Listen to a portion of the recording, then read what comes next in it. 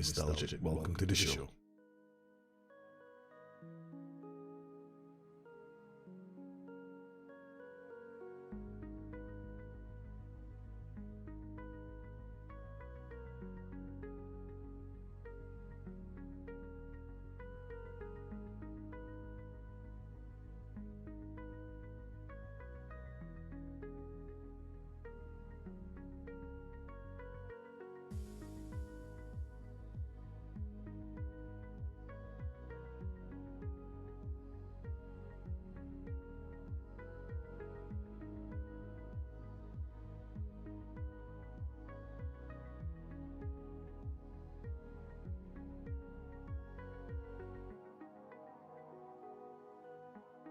Oh yes, there's a mute button. Haha, good evening. Hello guys, how are you doing? Yes, I was muted. Oh yeah, I found a mute button that will stay. Yeah, interesting times we've got a new manager at Wolves. They've gone Portuguese. Bruno Lage. I don't know how to pronounce Lage, so I'm sorry if I'm massacring a Portuguese name. And totally understandable why they want to pick him. Because they've got 8 Portuguese players at the club. My only concern is his record. I mean, he's had a good spell at Benfica. He also had a bad spell at Benfica as well. I mean, it's like, yeah, both flip sides of the coin. So it'll be very interesting to see how they do with him in charge. And yes. Now the mic is not muted. I'm pretty certain it's not muted. Now? Yes, I think you guys can hear me. Yes, unless I have to jump in and, start doing some magical stuff. Like large, but without the R according to... Okay, large. Lag, without the R. Large. Bruno Lage. Then no R sound there. No R. Okay, seriously, why do I have to have so many problems with names? Yeah. Anyway, guys, quick update. Plenty of interesting things have happened in recent days. We've had a situation I need your help with. Guys, we've got an incident here I need your help with because we've got this hit and run incident that involves a dog. All right, so I've been asking my friends all over the world if they can help because there's nothing worse than a hit and run accident involving a dog.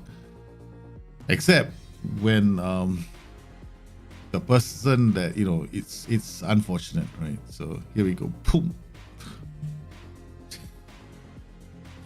I tell you, this is not a normal dog. The dog belongs to John Wick. The dog was in a hurry to get somewhere and just sideswiped this guy off the road.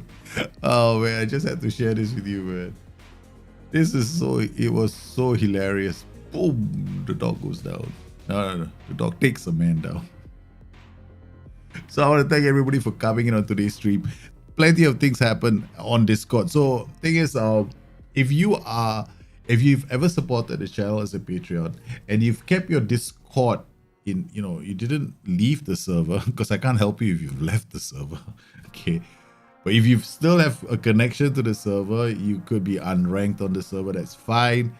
You still have access to certain portions of Discord, right? Including the fantasy draft section where we do, now we do Mondays, we do knockouts. Tuesdays, we do leagues. So we had a very, very interesting session on Monday where we did knockouts. 8 of us took part. I got knocked out by the eventual champion, so there is no shame in that. I mean, he is the Serbian assassin, Jovan. So that we did on Monday, right? So there were quarterfinals. I made it to the semifinals, but I got knocked out. And then the following day, we did something for the first time as well. We managed to get a couple of guys together and we did league. So we were very well represented. Singapore, Serbia, Slovenia, Portugal, and Turkey, right? it could have been the Euros, except for one, upstart Singaporean showing up. Okay. And Jovan again, right? The assassin. He's got this tactic, yeah, because this was very interesting because we had because we wanted to play a league format. So it took us about 5 hours to get it done because we played it on extended highlights. The draft was very fast. The connections were very good. We had one crash because Uncle Joe here decided, he wanted to stream it for the rest of the guys on Discord as well. Unfortunately, there's something with Football Manager and streaming on Discord doesn't work very well, so the game crashed. We came back and we played it, and Jovan again, the Serbian assassin. This was a day. I'm going to do a video tomorrow where I look at the games, the matches, right? Talk a bit about the tactics, but because I can't spend too much time delving into the tactics and what happened, I'll just pick out like the biggest things, right, about the systems. And the interesting thing is this: only one person played with a regular formation. When I say regular, it means like a formation you can give a name to, like 4-3-3, 4-5-1. There were two asymmetric systems, two strikeless systems, and there was one guy, poor guy, stuck in the middle, having to figure out what was going on. So it was really fun. It was a very, very interesting event. So we do this now on Monday. We do a knockout on Mondays. We do a league on Tuesdays because, as you know now, I'm obsessed with fantasy draft. I'm seriously obsessed with fantasy draft. So much so that everything that you can say about Football Manager was encapsulated in that league. When I do the video, you'll know exactly what I mean. Because we had goals that were mind-blowingly good, right, in the build-up. And we had goals that many would say are probably exploits, right? Because, yeah, I mean, I don't know whether to call them exploits or a limitation of the match engine, right? Because I think I scored the most set piece goals. I finally got my set pieces right. We also scored, Jovan had some very, oh my goodness. Jovan was very attacking and I was very counter-attacking. So it was two very contrasting styles going on in this fantasy draft. And the two strikeless systems were so cool because they just look so unique. And I would say they're unique because they were just like, like, how do I put this? They were just flip sides of the same coin. That's the best way for me to describe it. So tomorrow, bear in mind though, the video is going to be quite long. It's going to be 40 over minutes long because I'm putting in highlights of all the goals and some small extensions. Like, if I want to talk about Jovan's tactic, I have to show you what I mean, right? And then there were some mistakes that we made, some of us made. I made one boo-boo, so that led to a goal. So I'll talk about that boo-boo. Then there was an obvious mistake made by one person, which was with respect to how he drafted, right? So I'm hoping to do more of these videos because, okay, I'll just put it out this way. I'll just say it this way, right? There is absolutely no point me doing tactical videos for draft mode, right? Because I'm not good at it. Yes, you probably can tell, right? I got kicked, my ass handed to me on a play in the FM playoffs. I can make all the excuses I want, but I still got my ass kicked on the play because I wasn't thinking straight, right? So this brain wasn't working that day.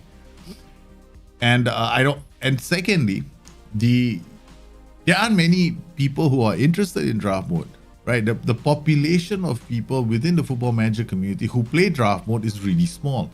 So those videos don't really pick up a lot of steam. And I don't really give a hoot about whether my videos do well, but I want to share them with people who are, want to find out what draft mode is like. Because For some of them who were taking part last night, was their like, you know, oh, it's the first time I'm playing draft league, right? And do you know which nations we picked? American origin. So you're North American, South American, or Central American. And it was so, I for one loved it because these are players I sometimes don't use.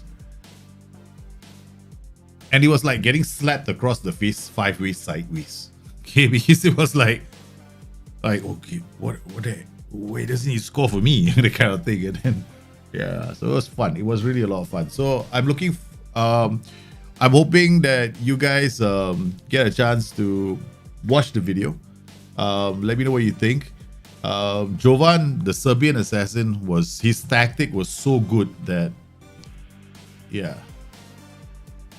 And people started changing this. Okay, I'll just, there was clearly a way of playing it from some people. Like, okay, some of us were like me. Okay, I was stuck in this mode, right, where I don't want to change my system. Okay, the only thing I will do is team instructions. That's it. The only thing I did was team instructions and maybe, you know, a play instruction here, a play instruction there. But I refused to move off my set of play until I played Jovan and Benny. Yeah. Okay, because one decided he was going to park the bus. and I sorely wanted to keep the, you know, undefeated record going. And the other one was just simply keeping me in check. Yeah. So this is something that I want to do. And for everybody who's been supporting me on Patreon, you, in the past, if you're still on the server, you still have access to Discord, you see the fantasy draft channel, right? If you're keen on taking part, we do knockouts on Monday, we do league on Tuesday. But league, this is the thing about league, right? We want to keep it to 5 people, right? We don't want to do 6, 7, 8. There's a reason why I want to have an odd number. Okay. Some people will say you should do 6. It's an even number. No, I disagree. I want to do 5 because it makes it more realistic. There's a very important reason why. Because when you do league, right, you get a chance to go and see the other person's games. The game doesn't crash when you view. It only crashes when you launch Discord in the background, right? If Discord is in the background, it will crash. But if Discord is not in the background, it doesn't crash. And it's more important for the host not to crash. The guys who are playing, is fine for them, right? So I can't afford to be on Discord. So if you're already a member or former member and you got access to Discord, then you definitely can, you know. The hat in the ring. Well, we had a lot of fun, man. Okay, Sarga, that dog is like your Alan. Yeah, yesterday, right? My Alan body slammed your players, man, all the way. Just what I said, I've been watching, reading your guys. I really watched guys at the level at which my understanding is right now is OT. Oh, Ovidio Matusa. Thank you very much, man. Thank you very much. I truly appreciate what you just said.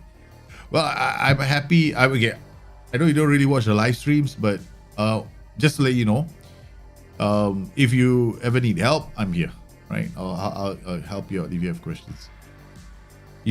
Yeah, Joe, we had a lot of fun yesterday. We had a lot of fun. Kevin, how are you, man? I'm doing well. Thanks a lot for asking. Family is doing well. The kids. Last night, one of the reasons why we did draft mode was the kids were still at the in-laws' house. So I could do a monster draft session. Risky Pradara, I'm fine. Thanks for asking. Is this just the league or the up as well? I don't understand the question, Chico. This is the league or the up as well? It was so fun. Jovan was the best, man. Jovan was clearly one of the. Jovan became the player to beat. Yeah. Peter Massey, been working on a new tactic for our next draft mode battle. Okay, cool, man. The asymmetric system from you was very powerful. I assume. Oh, no. I'm not saying anything, man. BK. In fact, I don't use auto duties on my asymmetric system. Yeah, in case you're wondering. Yeah.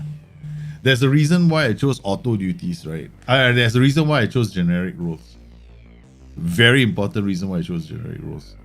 Awesome.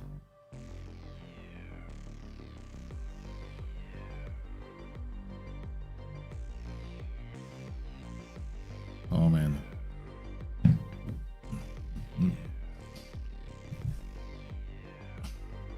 I don't think most people don't understand FM. I don't. My PC is old and can't handle 3D. I'm hoping to get involved once I get a better PC. Actually, wait. If you play on 2D, it's fine. You can watch the games on 2D.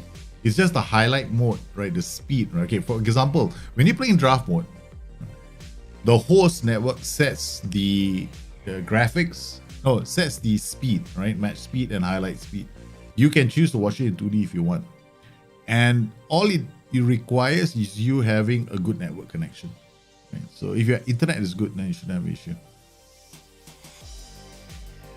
Oh man, thanks man for video. So anytime you have questions, you can always look me up on Twitter, right? So if you have a question, pop a question on Twitter and I'll try and answer it. Or if you have pop in question in the comments as well, and I'll try and get back to you. I try my best to respond to all the comments. Yeah. One of the good things from this COVID is able to watch your streams live. If not, I'll just have to watch it after work. Yeah. Yeah, it's definitely more about internet connection. You can actually play draft mode on a laptop. Yeah, it's just your internet connection. It doesn't. It shouldn't matter. Your rig shouldn't matter. Yeah, it shouldn't. If you can play FM Football Manager right now on 2D, you can definitely play draft mode. Hey, Amidovic, man, how are you doing? Yeah. Okay, so today what are we doing? Okay, so today, apart from the plug about draft mode, there's a reason why. Because I have this thing about wanting to get good at something, right? And I become singularly obsessed by becoming good at that. So yeah, I want to become good at it. So the draft mode is just a lot of fun. It's too much fun, and it's like, we were having this banter and back and forth as well. All right, so here we are, trading diaries again. This is my spotting training diaries where I work with my spotting save, and then the goal here is to develop players. The most important thing about when I do trading, right, is not to be obsessed by this. I'm never obsessed by this. I'm not even obsessed by this. I'm only obsessed by one thing, right? Okay, just making sure that youngsters are not overplayed, right? So yeah, I had to do some things a few days ago, so I had to put in the views one more time. So like, if you look, right, this question was posed to me by somebody on YouTube, right? So the question was, at what age do you stop rotations? I stopped rotations at around 19. Once a player is 19 years old, I kind of stop the rotations. But I'm also very careful about when they are below the age of 18, I'm very strict about the 45-minute cap, right? They never play more than 45 minutes. The second thing I do is I make sure that these players, right, when they are playing, they're always brought on in matches where there's not a lot of pressure on them to perform. So they are usually games which either they're surrounded by very strong players so that any mistake they make is covered up, right? Alternatively, I play them in matches where we've taken a 2-goal lead, then I bring them on. So that's easily the best way, so that you maintain that performance level. Okay, the other thing I also like to do right now, more and more, you see, when it comes to strikers, okay, depending on the quality of the striker's finishing, right? So here is a bit early, right? So his first touch, his finishing is nowhere near.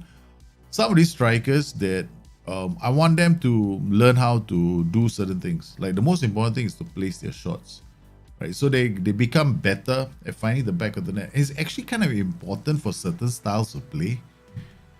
So for my style of play, which can be, and this is the problem for my style of play. My style of play, the tempo varies. Some games I want to be quick out the blocks, right? And I want to score goals, and then players break away, and then they're one-on-one with the keeper. You can't slam the shot in because you were running at 30 miles per hour. If you can run that fast, I'll be surprised.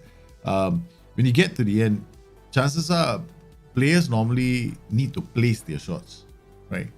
Okay, so they try to place their shots. Very few players can actually run at 30 miles per hour, run super fast, and then at the end of the run, right, slam that shot, right? So it's not easy to do. So, what I want to do with my team is for a few of these players, we're going to start working on placing their shots. Now, I've got a player in the main team. His name is Mateos Arrezo. See, the thing is, he tries a lot of first-time shots. Now, he scored a lot of goals, but it kind of limits him to a style of play. Right? So,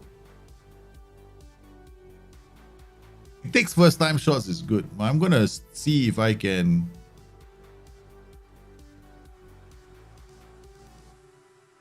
It's very interesting that suddenly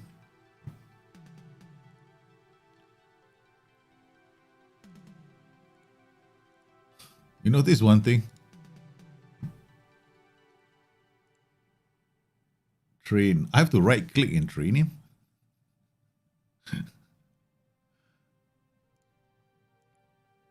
You see that? Training just disappeared, man.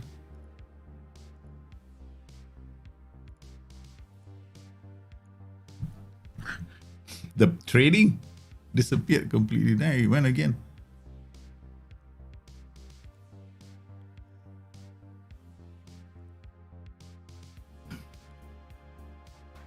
Okay, what I'm going to do is I'm going to reset the cache.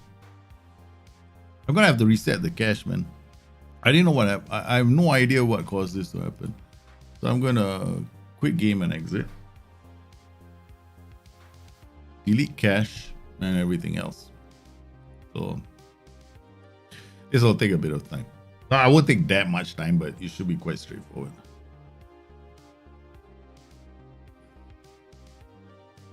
The thing is in C.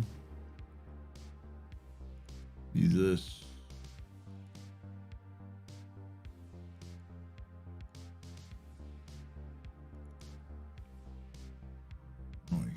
Football Manager 21. Cache. Delete. Preferences. Delete. Okay. All right. That was very odd. It's like first time I've seen that happen. Properties. Verify integrity of game files. I'm pretty certain something is missing. BYT folder.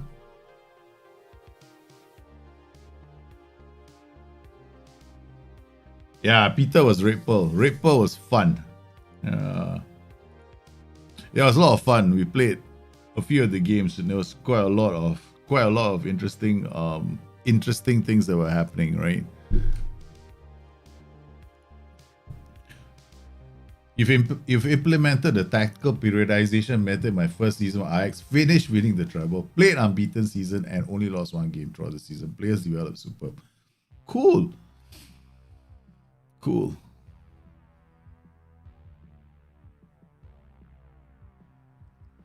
That looks weird. Unbeaten league season, only lost one Champions League group game, right? Yeah, a few things are weird about that save. Yeah.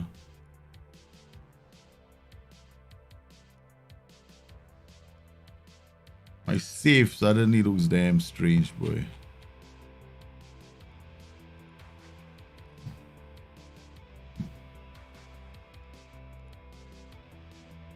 Load game.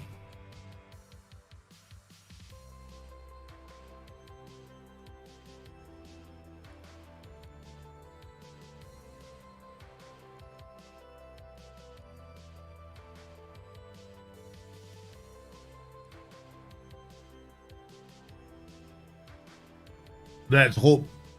Let's hope that he's back.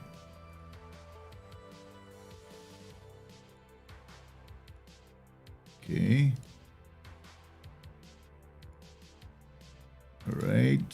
Let's go to Mateos. There we go. Development training. So much stuff was missing, right? So what I want to do is I want to talk to one of the attacking coaches and see whether plays his shots. What does he need? It's a trait that plays a composure, right? So he needs to improve his composure. And there's nothing here to improve his composure. Right, so there's this anticipation decisions. Oh yeah, we can do final third. Right, okay, so we're gonna work on his composure. It needs to be 15 then. Right, 14 probably they will say yes. So we're gonna work on his composure and his decision making. That will make it improve his goal scoring. Right, so we're gonna turn him into a much better striker that fits my style of play. Right, because I have a lot of high possession. I'm camping around. Right. And sometimes you don't want your strikers to just slam the shots because it's gonna be much harder. So it's better for them to try and place the shots. Okay, so that's what we're gonna do. Yeah, it's because of different skin for draft mode, right? So you gotta delete your preferences in your cache. Yeah, because I was just on draft mode, then I came out and I came to this. So that happens. Yeah, I can't load a game because when you load a game in draft mode, your skin changes. So that good point. Yeah, that's what I forgot to check out on. All right, so now we got that Matteo Arezzo. We know what we want to do with him. So my goal now is to turn him into a superstar. All right, because 4 stars is actually kind of good, right? Now, when you have a player with 4 stars, you want to try your best to get it to there because this is on par with some of the best players in the world, right? So his current ability is 3.5 stars. So if I can, and I do use the stars because there's nothing else to use in the game, right? And then things like for the other players like him, Quarasema, he's very important to us as well, right? So these guys are all about to become like, superb quality players. So we just want to keep making sure that we use them. Except I want his flair to go up. I'm so greedy. I want this. Actually, to be honest with you, this is really asking for too much. Because, okay, now here is where I'm making a mistake. You have only so many attributes that a player can reasonably become good at, right? Now, if you're already at 14 and 15, he's got how many more seasons left? He's got maybe another 7 seasons of good growth, right? Now, maybe 3 seasons between now and he'll still accelerate, but he's going to reach a point where the attributes might get reweighted because there's only so many attributes that the player can get. So he's going to lose some of the other attributes just to get this up. Question is it worth it? So this is the point where I have to ask myself that question, slap myself across the face, and then tell myself, your original plan was to use him, continue to use him as a playmaker on support because that is what I wanted, right? So, bang. All right. I want his playmaking because this boy has got very good anticipation. He can break up play, right? Look at his 15 for tackling and 15 for positioning. He is going to be he's already a monster in midfield at the age of 20, right? If I were to go out there and expand all those attributes, I'm turning him into a really average, like he's not going to be the world's best, but now he's got a strong chance of becoming one of the best playmakers. Why would I want this? I mean, his flair isn't that good, right? But flair is about unlocking a defense. You don't need him to unlock the defense. You need him to win the ball and play good key passes, right? So I want key passes from him. I don't necessarily need him to unlock defenses. I just need him to switch the play. So switch the play to the other flank.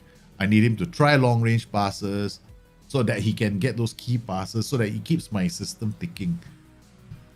So that's what we're gonna do. So that's something that I needed to fix.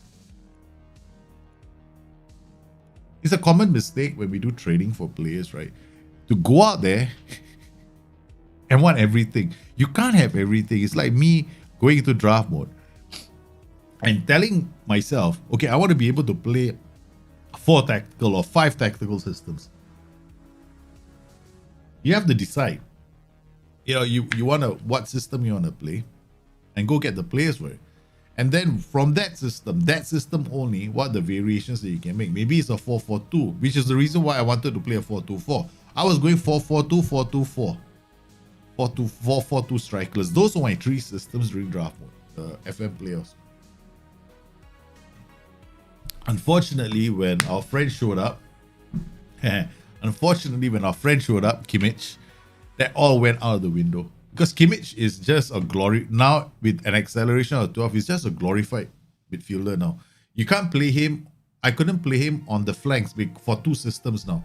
I couldn't use him in a 4-4-2 as a fullback, and I couldn't use him as a fullback in a 4-4-2-4. So that was 2 formations out of the window. And 60 million men attackers just went out the window as well. I had a chat with Nuno Mendes. Yeah, okay. Discuss new contract with Mendes. Okay, let's go.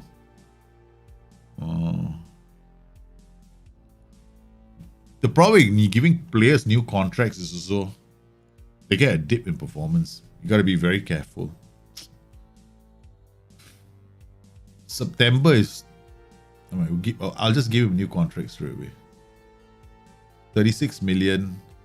Contract, offer him a new contract. He was, what the star my ass, man. The hell? Everybody wants it was even the game recommends star player. What arena fault is going on?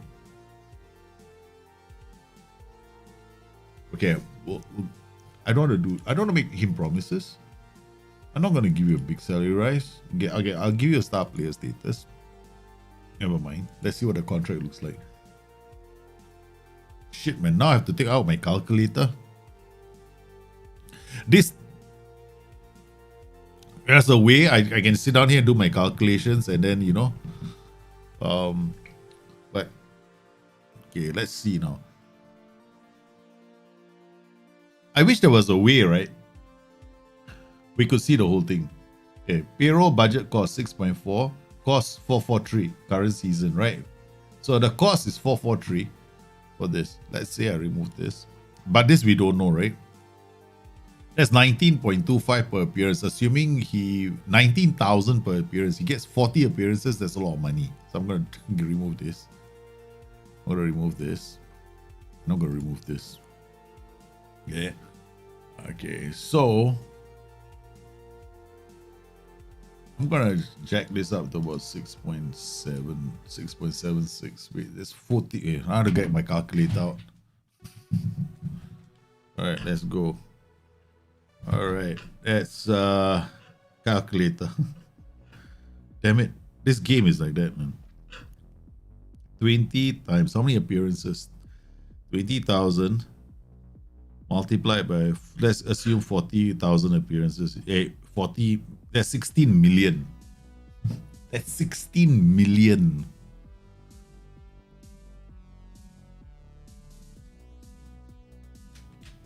Yeah, let's look at this, right? Calculator. Okay. All right, we got a calculator app. Okay, bring it here. So we got our friend here who's got, who wants 19,000 per appearance. If we multiply this by 40, it's 760,000, right? So the budget, let's reset this.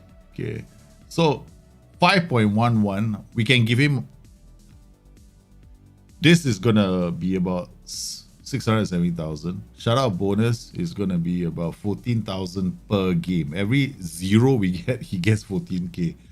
All right, unused substitute fee 4.8. I can leave that in.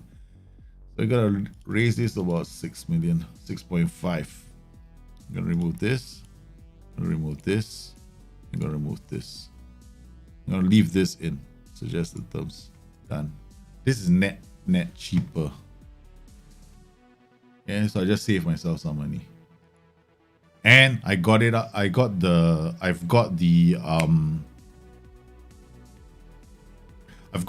rid of the big minimum fee release clause, which is a dagger hanging over my head with this player.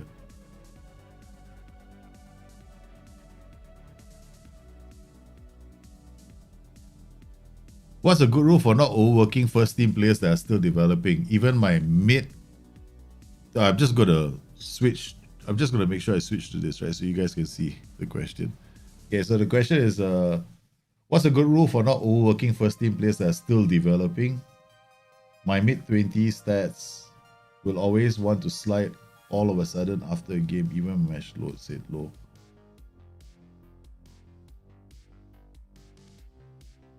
The stats of a player, are you talking about the performances in the game? Now, the performances in the game,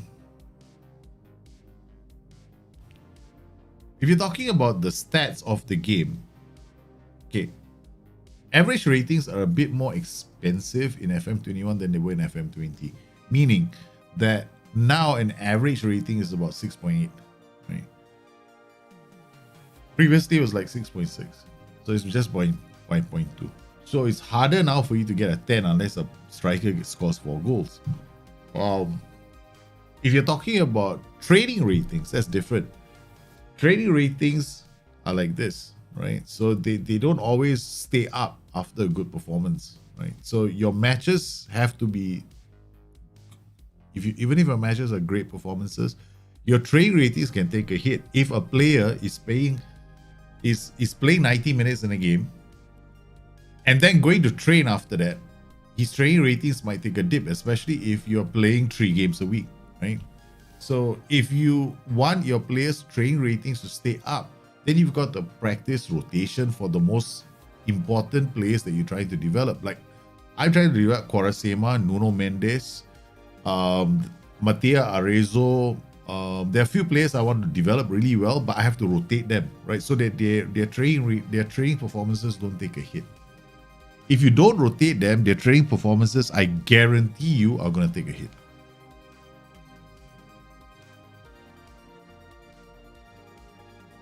Yeah, I did a tactical periodization video. I explained it, right? I did the stream, right? I just did a stream on tactical periodization just a week ago, right? About how you can implement tactical periodization into Football Manager. But it's like, it's not, okay, the challenge in tactical periodization is your load, right? So I did create a tactical periodization load. So I know that I explained it during, I have to watch my own video again. Seriously, half the time. Do you know that once I went on a losing streak, I had to go and watch one of my own videos?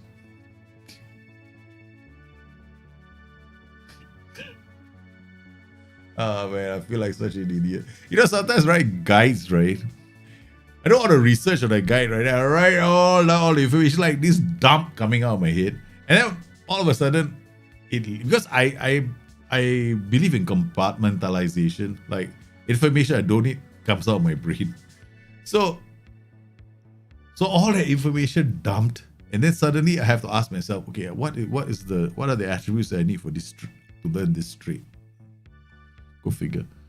Yeah. So yeah. Yeah, you need more skid. Yeah, you need more rotation, man. If you get the rotation sorted, you don't have to worry about it anymore. Yeah. In fact, you should be able to, right? You should be, okay, assuming you're winning your games, okay? Assuming you're winning. Because if you don't win your games, then your training ratings are also going to take a hit. Okay, so if you've been winning all your games, you should not have any player in your club, okay, in your first team squad who has less than 7. You shouldn't have. If you have any player less than 7, it's either because they weren't playing or they're unhappy. One of the two. You should be able to get, like, you know, a bloody Shangri-La of happy players in your club. This is the one area of the game they have to fix. My 2 pet peeves right now. First peeve is way too easy to get good training ratings. It's so easy. You're literally gaming the game right now. Okay? It's just that easy. So SI have to make it a bit harder. But then a lot of people are going to start screaming that their training ratings are lower, and then SI is going to tweak it, and then they're going to bring it back up again, which is what always happens. The second thing is the set piece creator. Now, I've been playing a lot of draft mode, and I can guarantee you there's an exploit. I 100% guarantee you. The reason why, okay, it's not a, okay, I take my words back. It's not really a guaranteed exploit, but there is a situation that can be created, okay, in set pieces where you've got 4 against 2. All right, 4 against 2 in a set piece, right?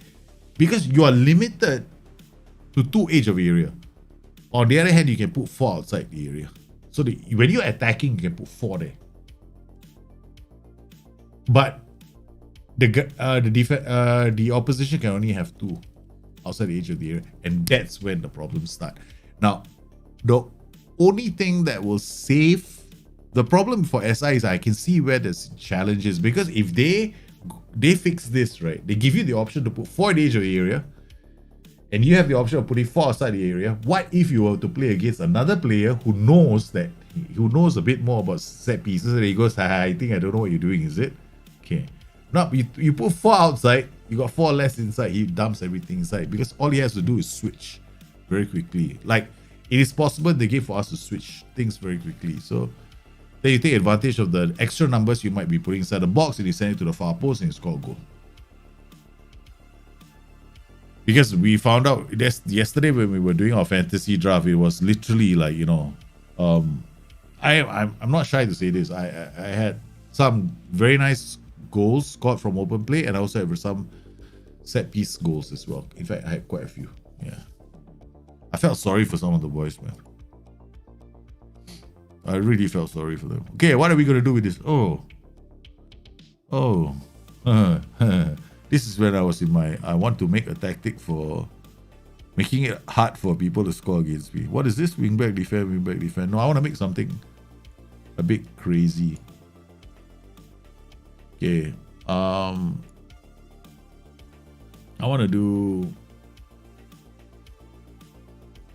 Okay. Yeah, just hear my thought process, right? You guys gonna see something either quite stupid. I could lose games, or this could be funky as hell. Okay, I want to have 3 at the back. I want to have 3 in midfield, but I want to have 4 in attack. Okay.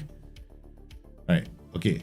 Normally, people would think about creating it or like this, right? Some shit like this. Right? Okay, 4 in attack, or Daljit says 4 in attack. So I put I cannot get 4 players there. Yeah, of course you can't. Okay, so now what I want to do is I want to have 3 at the back. Okay, Jovan, eyes away. Don't watch this now. Jovan and I play similar styles right now. Very similar styles. Wait, can you imagine yesterday during the league mode? I thought Jovan was in my house looking over my shoulder at one point, because when I played against him, I was like looking at my tactic back. I was like, wait, this is almost the same as mine.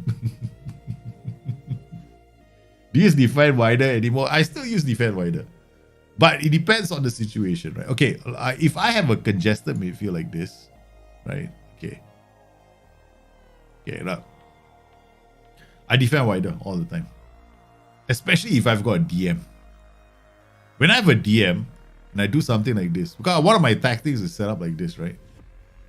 So I defend wider all the time. I do not defend narrow. I defend wide, because I want these. When you defend wide, what happens is these guys start tackling, right? They tackle the flanks because they want the players to come to the middle, and then they come to my Allen, my body checker.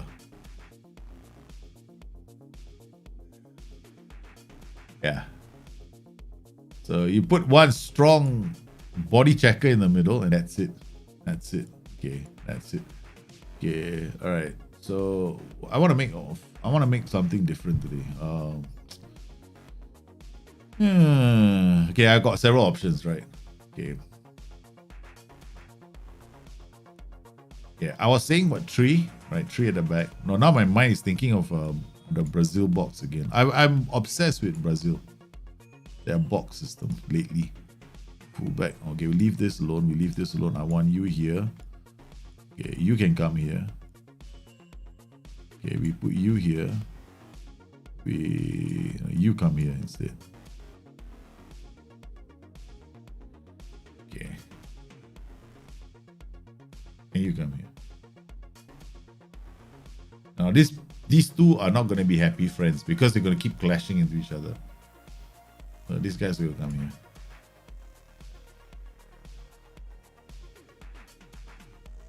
This can work. This looks, because mine is like, I have an asymmetric system that's similar.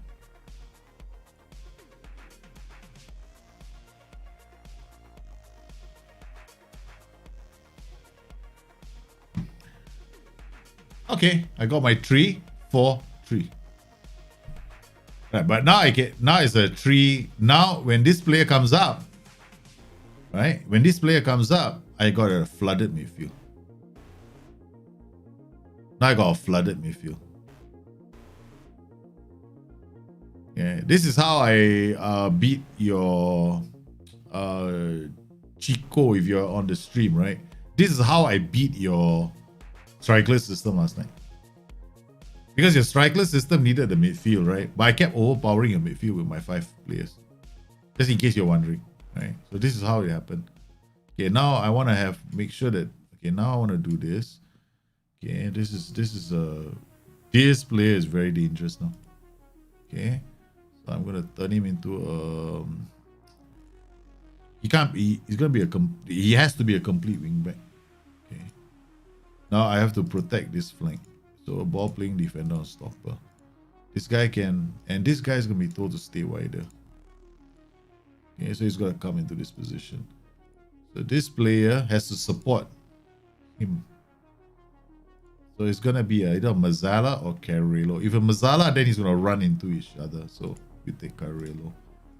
This player, he's got a lot of freedom.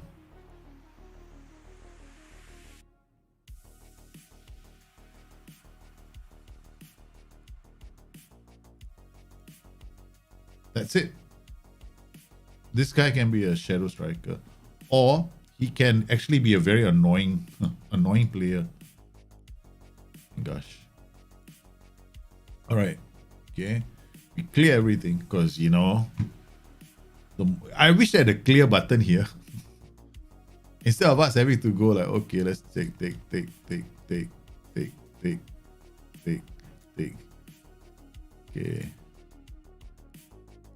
Okay. Oh yeah, this is my next tactic for you guys. Oh, I'm playing purely asymmetric now. With in draft mode. Okay. Alright. Done. Look at the partnerships. We just put it in, we got partnerships straight away. Okay, so this guy can be he can play multiple roles. So can wing bell support. Okay, this guy's gonna go this way. We got this is definitely not a defensive midfielder. This is gonna be a halfback. Okay, so now we can have this player.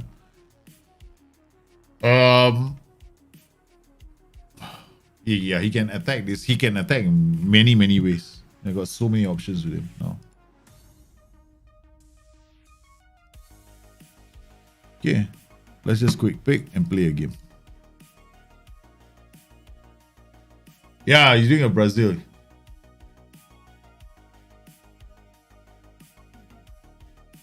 I know. I just used auto duties for the fun of it, because I made okay, I'll show you what I made, right? Okay, this is what I used in draft mode. Right, I was doing auto duties in my draft mode. Look at this. This is my 4-2-4 draft mode. And somebody actually said this is a nap tactic. Come and kiss my bloody my 10 hairy toes and my 2 stinking armpits. This is me. Okay. Alright, so this is my auto. The only difference is, depending on the match, if I see space, I go double advance forwards. Because these guys are gonna anchor themselves. They're not gonna go running up they're not gonna end up overlapping or doing any nonsense, right? They'll just come. This is the furthest they go. Right? So and then I played with a standard defense here, much higher line engagement to get these 4 guys to apply pressure. Right. The only thing is it should be standard. I mean, I made a couple of changes, right? But It's essentially this. This is what I use for. This is what I use. Yeah. So it's different.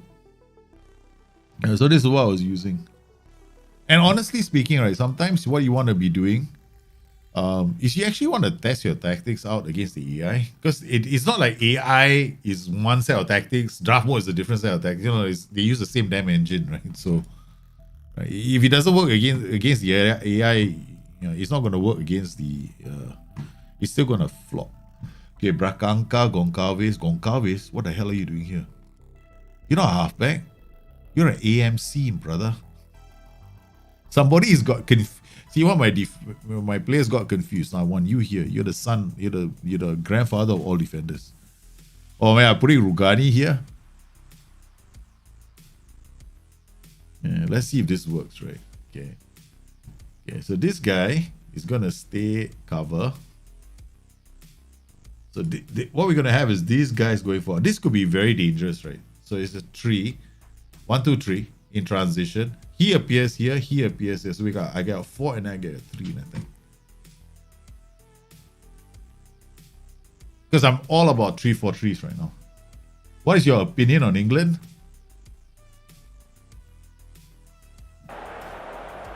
My opinion about England. I don't have one. I mean, I don't think England are gonna win it. I'm sorry to say this, right, but I don't think they will. It'd be a pity if they didn't, because it's on home ground. They've got home ground advantage. In fact, they got home ground advantage all the way, right? They're playing all their matches at home. They're at London. Everybody's gonna come and say hello and sing, listen, you know, hang out with them. So it's like home ground advantage. They should do well, shouldn't they? But look at how they played against Romania. I mean, that was a friendly. There's my 3. Okay. So it's not really a 3, right? Because this guy is he's Quaresma. So I think England have a fair chance of doing well. Fair chance of doing well.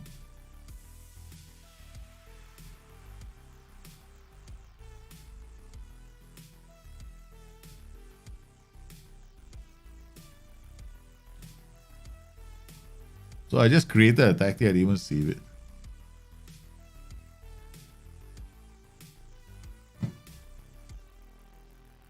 Okay. So let's save this.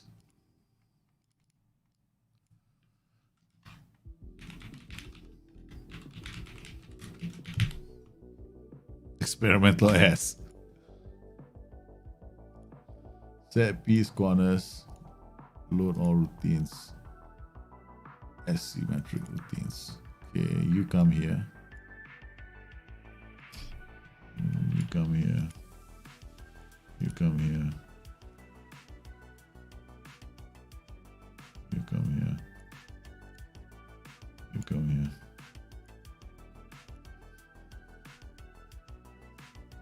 Yeah, man. I'm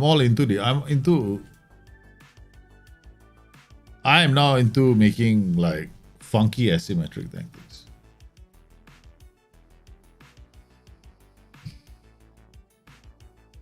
So this is one of these asymmetric tactics are. I like this. This is like a 3-4-3. If I can make it work, the idea is to get an asymmetric 3-4-3 going. Then have a W in possession. So I'm getting my W, right? So that will. There are other ways of getting it to work, right? The Nuno Mendes role can be very, very interesting, because this role at the bottom is going to be a clincher. The other things, there's so many things I can do. You can do with this right now, right? Because it depends on the players that you have, right? So this role can be quite interesting. You can actually push the role up higher, but then you create the gap in midfield. So you can also push him here. Then you split. You make you make the center too porous. Now, there are other permutations as well, which are quite cool. Then there's something I'll do 10 years into my say, I tell you something, Arif, you should be doing it now. Just do it now. It's a lot of, I think asymmetric tactics can be quite a lot of fun, but they require a bit of, you got to be able to, you kind of need to know what the roles are going to do, where they're going to move. And then you can create some very interesting patterns. But the problem is, yeah. The challenge, of course, is, identifying the right players for your asymmetric system. Where should you use work into box versus, well, work into box, you can do it with, I like to use work into box when I want to drop my tempo. Because I like to patiently try to probe a team, right? So let's do it here, okay? So let's work into box, drop my tempo, go wider, and stretch this team. And I want to be patient about creating goal scoring opportunities. Right, so what about keeping the ball, right? So I can also do something like, oh, that's my defender. He shouldn't be there. I'm too lazy to change it right now. That's why I got to tweak this.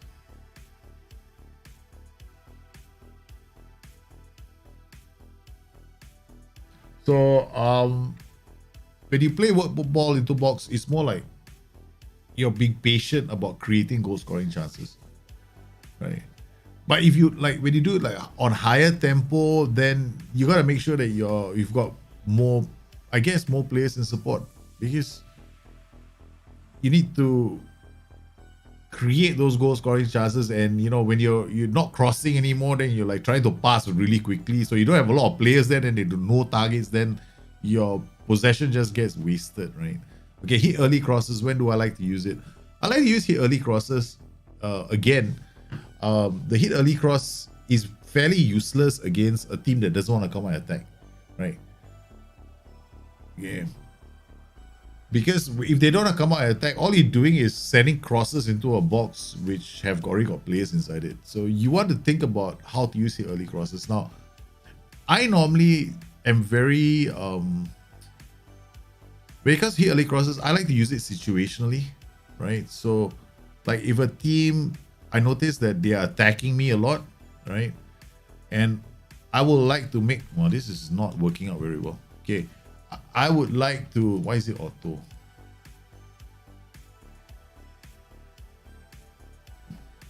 So when I'm playing counter-attacking football, pass into space, hit early cross. I do that a lot. Because I want my players to get into goal scoring opportunities, because I have players running into space, right? So I don't want us to wait to bring the ball down to the flanks to put in the cross. I want to put in the cross a lot earlier before I get to the flanks.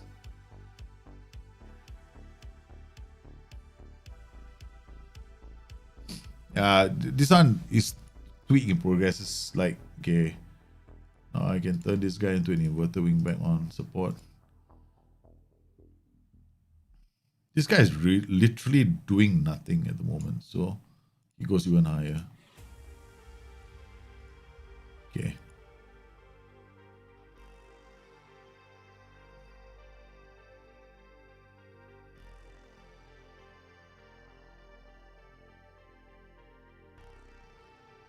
Yeah, we're keeping the ball all the way now.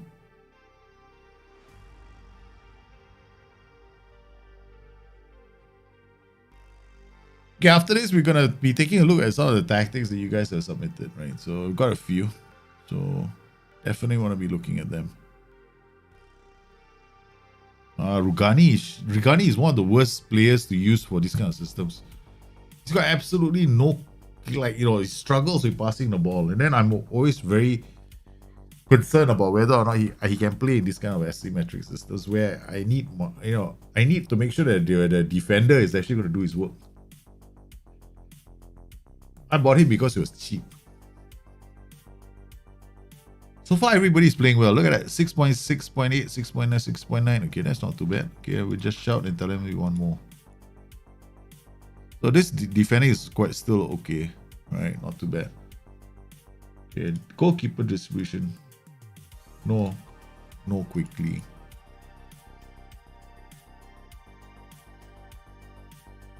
And My Kashim Pasha side used the asymmetric system, and you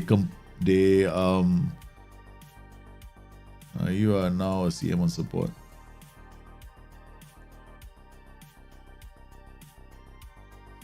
There's no need for him to be a Carrero anymore. There's nothing to defend. He's gonna get very bad ratings after this. Because he's got a white midfielder beside him. He's going like, okay, I got so many players around me. What the hell am I supposed to do?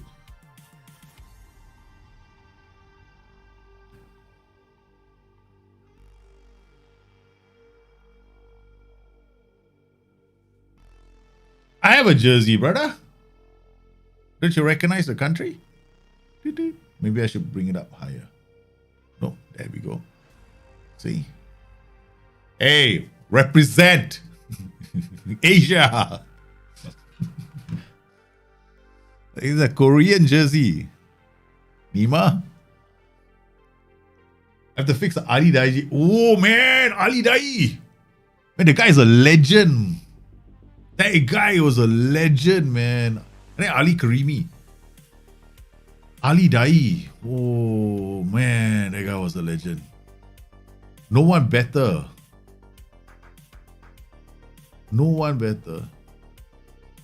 Such a legend in Iran. You know which is my favorite Iranian team? I actually have a favorite Iranian team as well. It's called Persepolis. That is my favorite Iranian team. Okay. Not bad. Okay, we got a second goal. It's all about putting players in different positions just to play them differently. Okay, we got 3 at the back here. See this problem, child? But you see how the fullback comes in to track. So what are we going to do with this fullback? This white midfielder.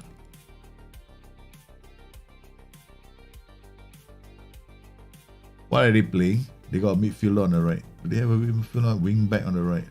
Oh, then we have a problem. Wing back on the left. We're already playing a wing back system. Okay, so we'll tell him to track the wing back. Oh, hey, highlight just changed to us. Right, they got wing back. See, these guys are not getting any game time. We've flooded the midfield completely. So now, our 5, we got one guy here. So that's like 1, 2, 3, 4, 5. 5 players.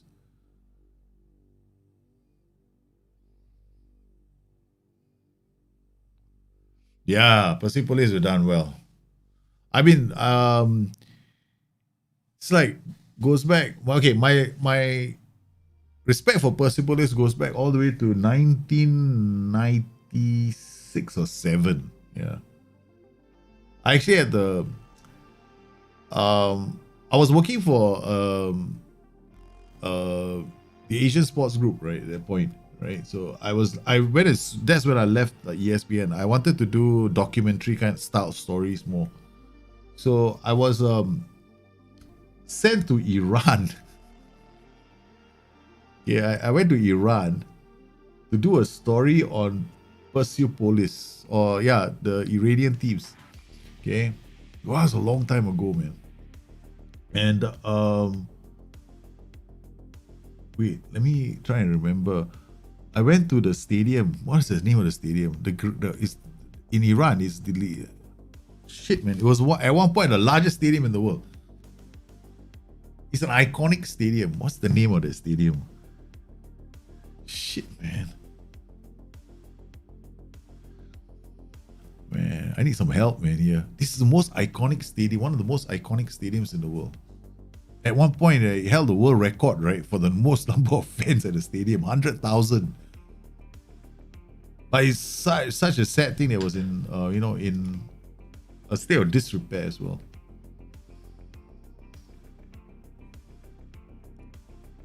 Iranians love their football, man.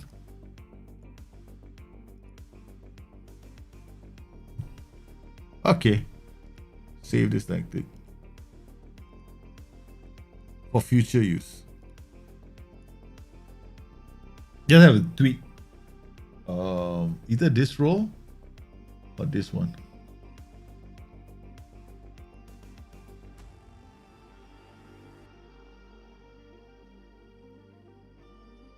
But definitely, if Jovan is playing, if I play against Jovan again, he's going to exploit this side.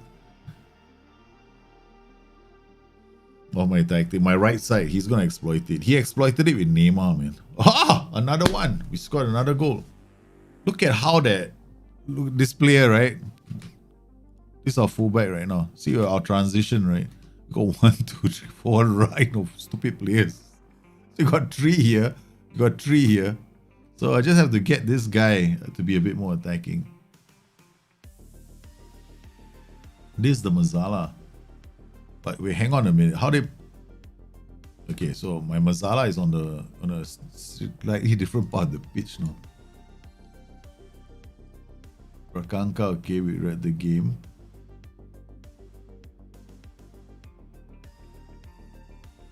Yeah, yeah.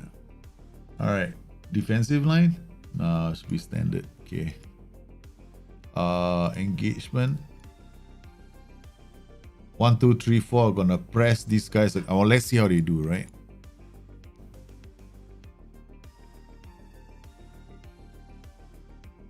Just keep the pressure on them all the way. Until we bust them open one more time for a 4th goal.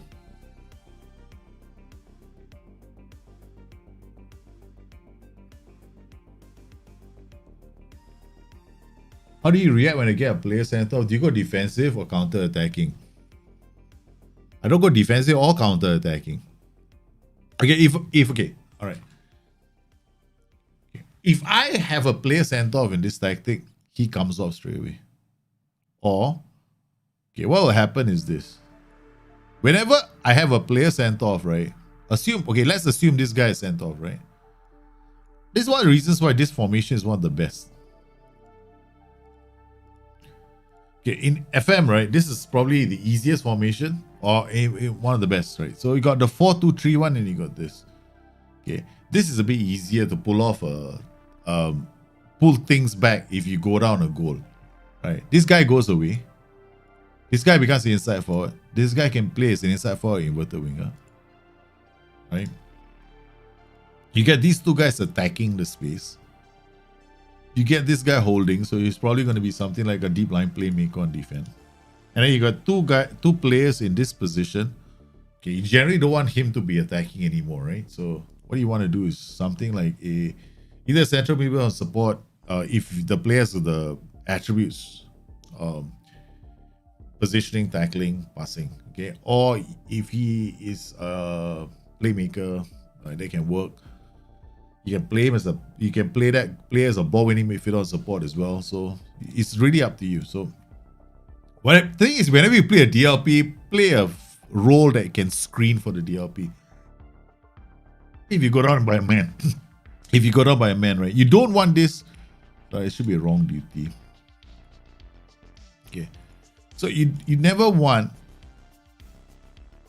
the DLP to be defending. Right, so you kind of want him to be quarterbacking, like, launching passes from deep. Then the other thing you can do is either go no-nonsense central defender, or you go like ball-playing defender.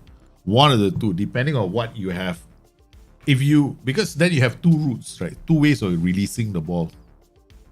So you either have one of these 2 roles to release the ball. So you probably end up like this.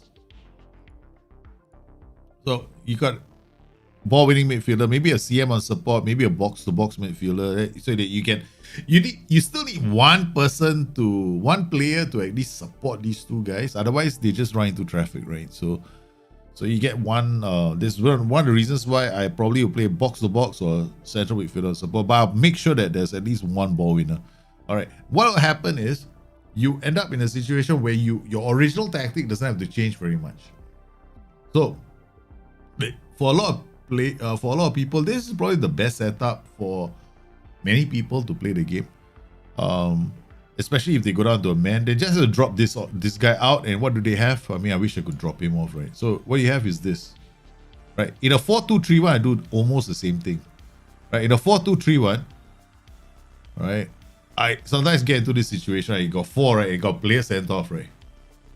I go this 4-2-1, 4-2-1. Then these 2 guys become the screen, right? They protect because it's still essentially the same formation. Or you can go strikerless, right? Again, now when you go strikeless, you create a tree. You create this tree, so you prevent them from... Here, this is a bit more aggressive, where you don't want them to develop play. Then generally this role will become a support duty. Then you get these two guys running off him. So this guy can just slip passes in. This is a lot better in a sense, because you can definitely try and score goals with this and disrupt another team. The only challenge then is whether you have the right two, because you want to play a 4-2-3-1. You want to make sure that these two guys are really good. You don't want to put one player here who's got tackling of 8. Right, the other guy has got tackling of 13 or something like that. Then you might as well just give up, to play this. So when you go down by a man, it's either you can opt to go this way, 4-2-3. Another thing you can do is this. To hold the lead. But you don't have to become defensive, i.e. change the mentality. I never do that. I've never in my entire life of playing this game ever seen the need to drop my mentality to defensive if I have to protect or do well with 10 men. I don't see the need, because what you're doing is you're taking a risk profile, telling all your players don't take chances. But sometimes that just means give the ball away in this game, right? So this, I don't know if you guys remember this tactic, right? This is my the Portuguese my Portuguese 4-3-3, right? So this is a very powerful counter-attacking tactic. It's probably one of the best in the game. It's easily one of the best counter-attacking systems in the entire game. This is the best, in my honest opinion, right? It's the #1 counter-attacking tactic in the game. Because this system floods the center, makes it very hard for players. This is the one time in this tactic you want to do this. Force them to come into the center. When they come into the center, one of these players is a playmaker, and that's it. You sling it again. You can use triple attack duties, but the best combination is probably attack, and one support drops in. These two players work together to release these two. Again, this is counter attack.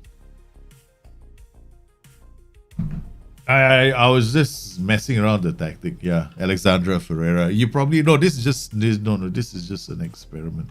And plus, on the last tactic, I was just funk. You're probably right. I was just more interested in the movement than worrying about whether this person is more suited to that or this. I was just looking at the movements, because I'm not interested. Okay, the thing about the game is this, right? Yes, some players will play a role better than the next, but I was only looking to see what those roles themselves were going to do on the pitch. Naturally, if I play a better player for the role, he's going to perform a lot better. So look at it this way. I was trying to I don't know what I've done. Is everybody in the wrong places now? I don't know. I'm just putting players in different positions. You can come here. Yeah.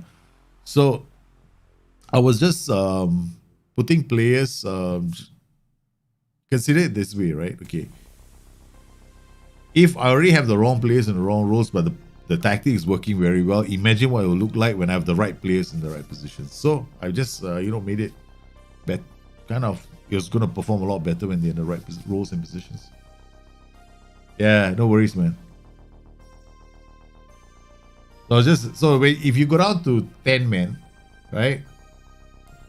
All tactics have a possibility. In fact, last night when we were playing our league, I think one of the boys went down to 10 men, but he was in it. He went out to 10 men from the 20th minute or something like that, but he was in it for the duration, man. The game was phenomenal. If you don't set it up right like I did, then you can see the goal. It's okay. This is just bad setup. Somewhere here, right? We just gave the ball away. Yeah. There. You don't want to do this with this tactic.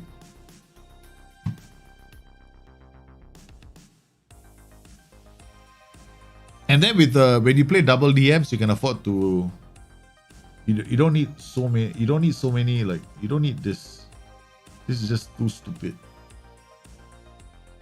Yeah, you just go. Like, I mean, I'm just I don't care about ignore the roles. I'm just explaining the positions, right? So the formations that you can play.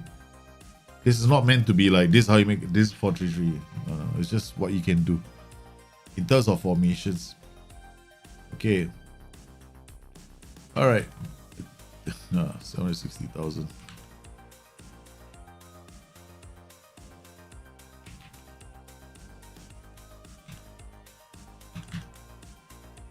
All right.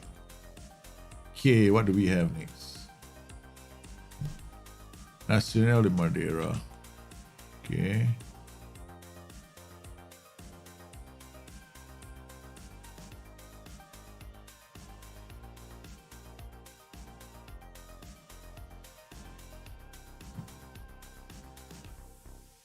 P and tactics. Hey, Simchi, you said it a tactic today. Wow, we got a few, man. We got Rubik's Cube. Holy guacamole. What the heck is a Rubik's Cube? I hope when I open the tactics up, I get to see Rubik's Cube straight away, man.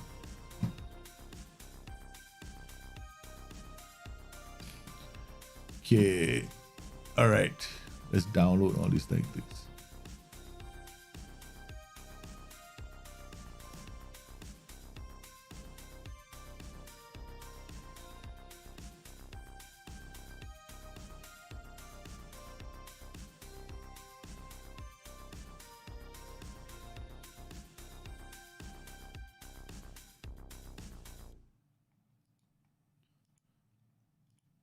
Okay.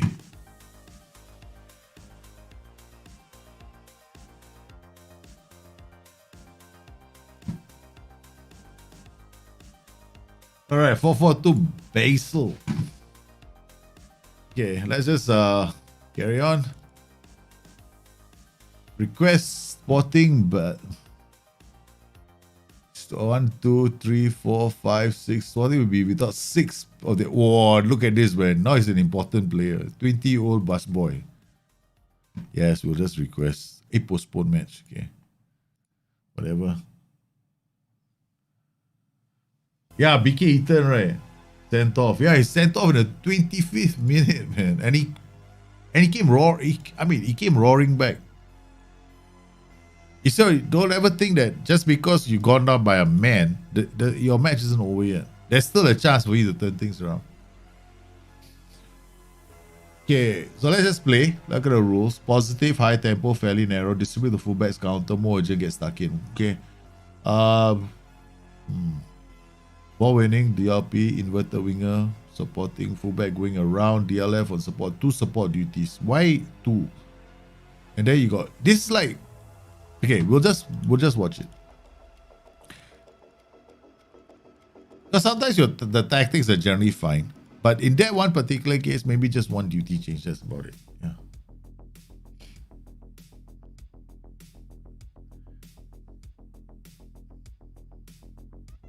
Azadi Stadium, correct. That's the one. That's the one.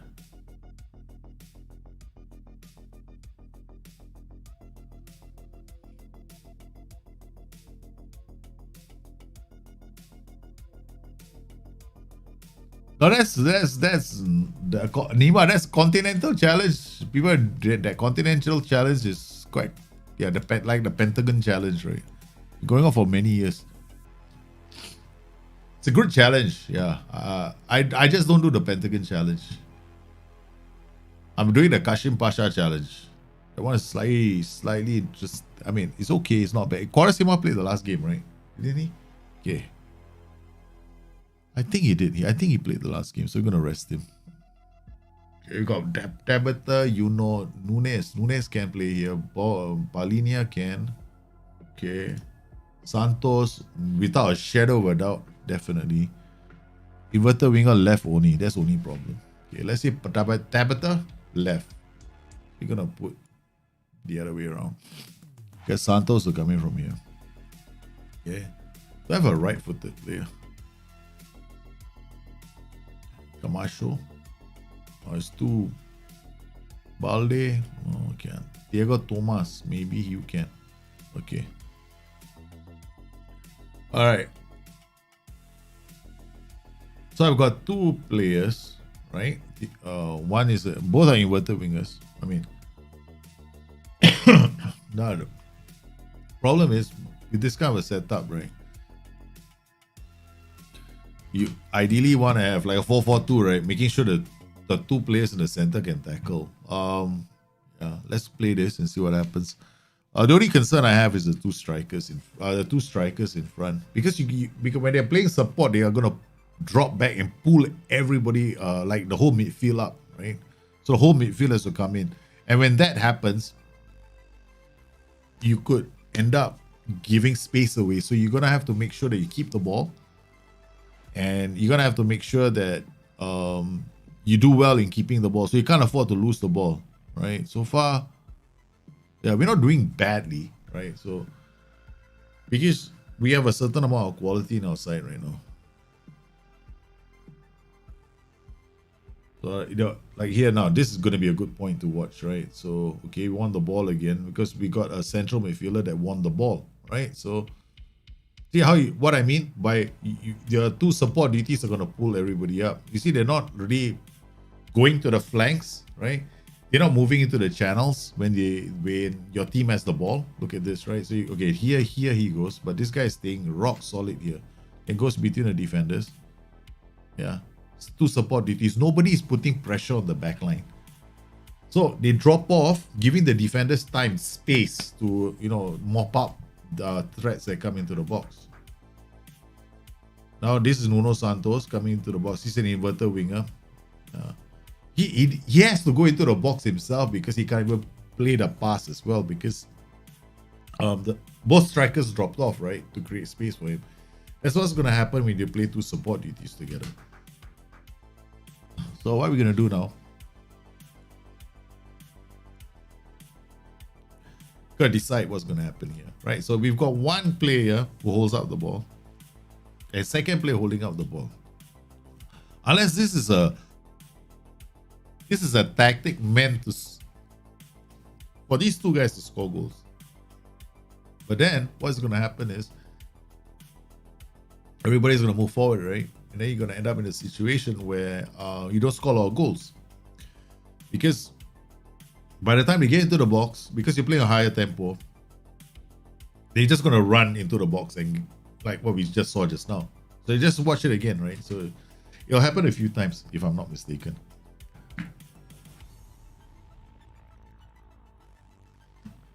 And then if it keeps on happening, right, then you're going to end up struggling, because you're gonna have to try and break teams down, and you can't, because like in this particular case we're playing against a 4-3-3, so they're gonna have space. So again, watch this.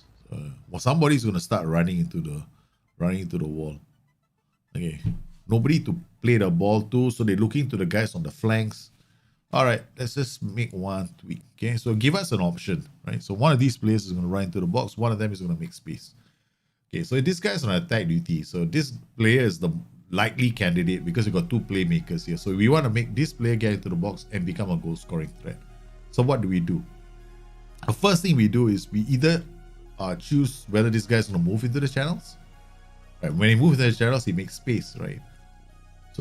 So there are roles that attack the space, right? So that, like an advanced forward might move into channels, or you can use a role like a support duty that drops off and makes space for this player, but then he pins somebody.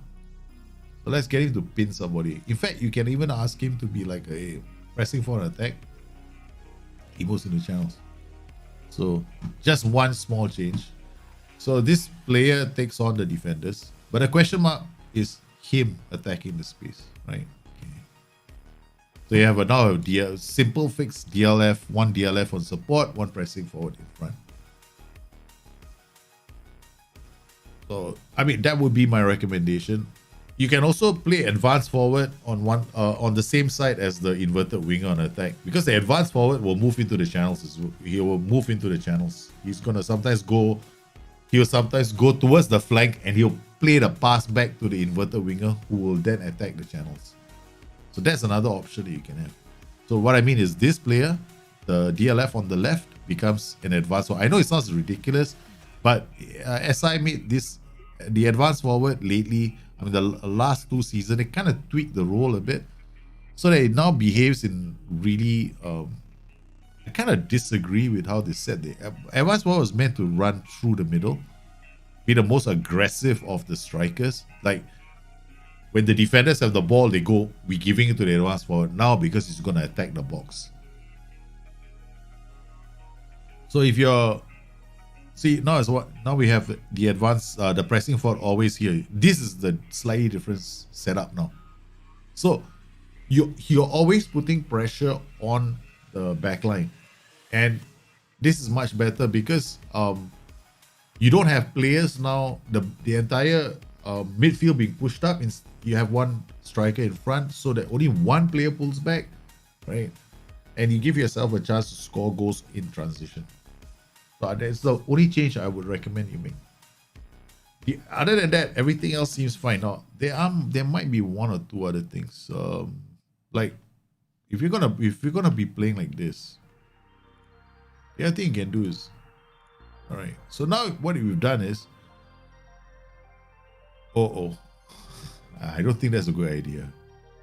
No, we're not gonna do that. The reason why is because this fullback might be attacking. See, if I go narrow, it means come and cross the ball. But if the fullback isn't there, that flank opens up because the fullback could be caught in transition, right? So he could be somewhere in the high up the pitch and you lose the ball. Fullback is already up the pitch, and you've told the team stay narrow. Rather be narrow like that when you have the ball, right? So if you lose the ball, what will happen is your defenders are gonna just get narrow because your instruction was be narrow. So they're not gonna go and tackle the player. Then they will go into position, and then when the striker has the ball, is attacking the position, then they have to go. But by then it's too late. So that could be another problem. So we just tweaked it slightly. Now you see the difference. So he becomes the focus, right? The DLF, the inverted winger. If there's now we want to get the inverted winger more into the action, right? Okay. You come in here and you do this. Okay. So now what's going to happen is your build-up play later will be on the right flank, right? So more players are going to shift to the right flank, giving space on the left. So you get your focus play.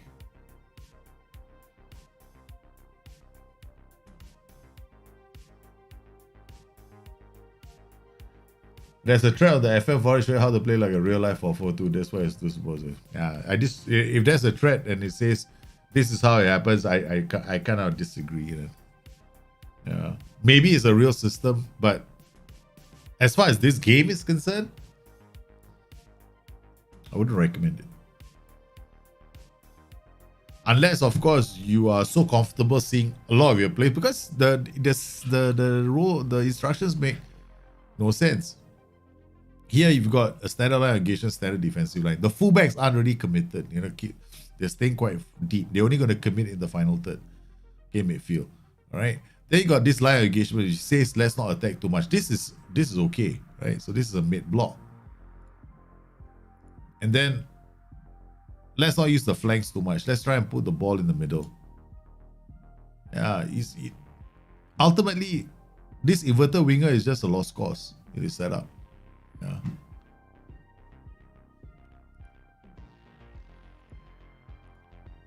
So I will just change one of the roles to attack duty so that you have this player now has got some options. Right. So we get a bit more.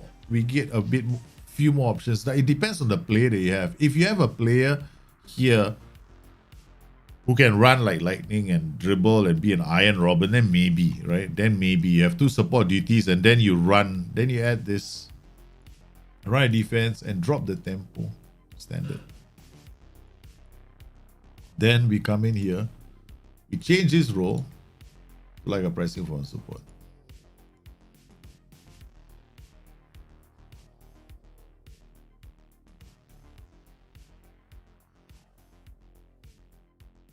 I'm already doing like Mondays and Tuesdays with my friends, and I'm planning one more on Sunday with another friend of mine. So Yeah, so it's gonna be tough, man. I can't post it on YouTube, man. Take a while, man. Aristide Darnell. But thanks for the invitation.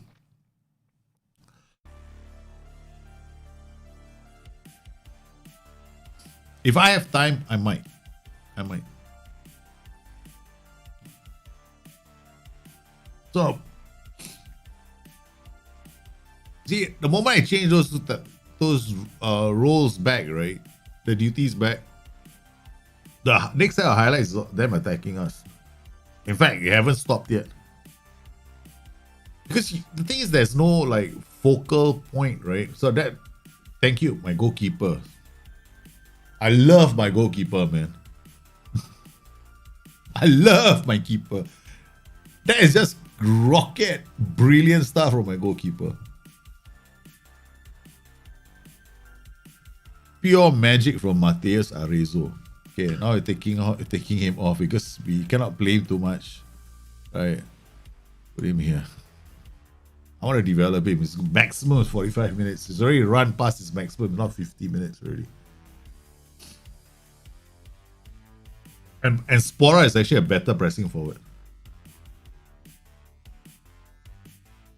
I like what you've done with your defensive line. Everything about it is spot on. The defensive line setting is brilliant.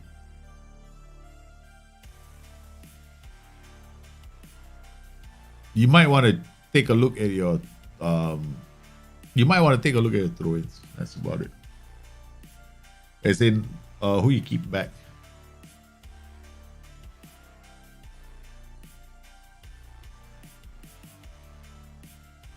Yeah. What do we got here? Yeah, that's not too bad. It's okay. You don't have to change anything. It was your fullback was back. There's a mistake. Sometimes I see with throw-ins as well is the wrong players are sent up for throw-ins.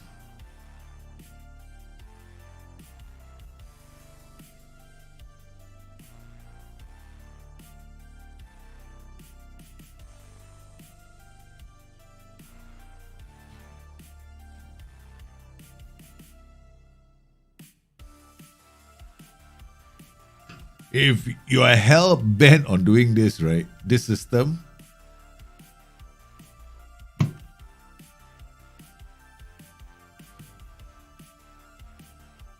If you're hell bent on wanting this system to work, hell bent on it, then go work ball into box. You're patiently, but you end up bringing the entire team up the pitch now.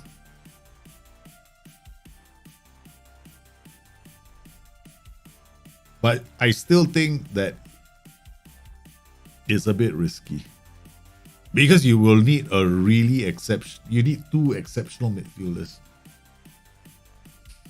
because they have to do a lot of work. Hey, Nuno Suarez. Hey, have a good day, man. Thanks for popping in. Can you play narrow and have a stopper duty on that side? Can you play narrow and have a... Yeah, of course you can. You still can.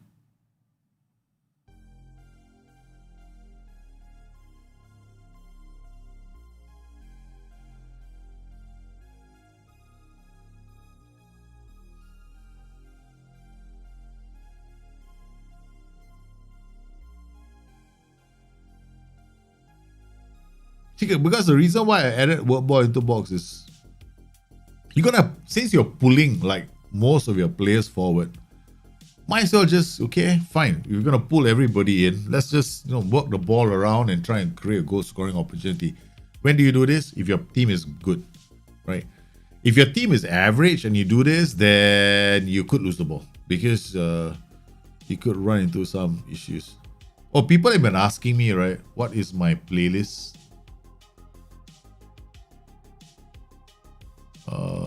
How do I share my playlist? I have absolutely no clue. Wait, let me see. Oh, there we go. Okay. Share, copy, embed code, copy, link to playlist. Okay, there we go.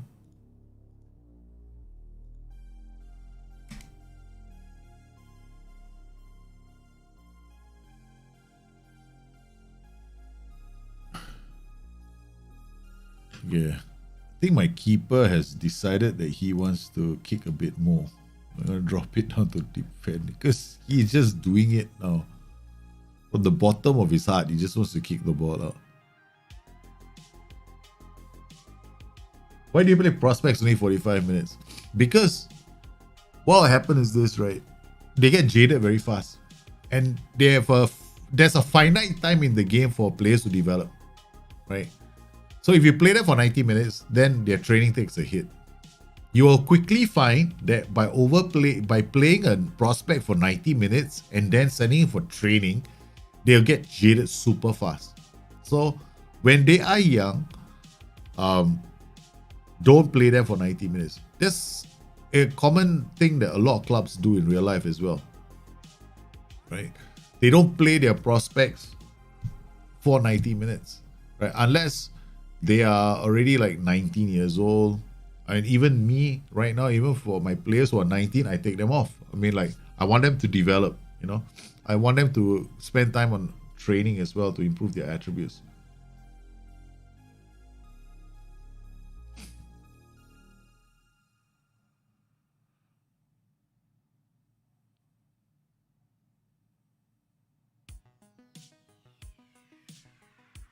Same thing, right? So we've been trying for a while, and you have to be careful, like with your player selections, if you want to go like this full support. But I recommend, if you want to do something like this, I would go ball into box if my players are half decent.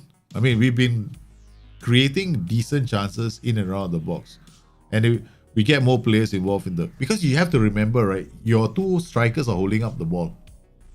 But if your tempo is very, very high, they hold up the ball. Who do they hold up the ball for? Right. So they're going to pull the rest of the team with them. Okay, let's speed things up.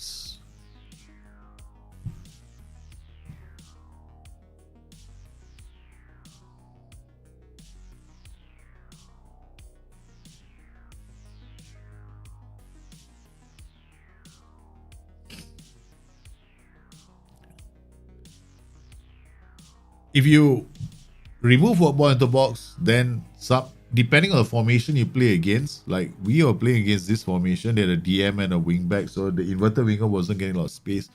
If I was up against a 4-2-3-1, I wouldn't have worked ball into box. I would have removed it entirely. Then my inverted winger can attack the gaps.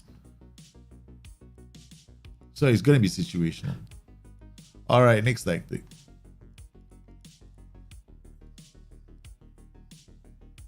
Hey!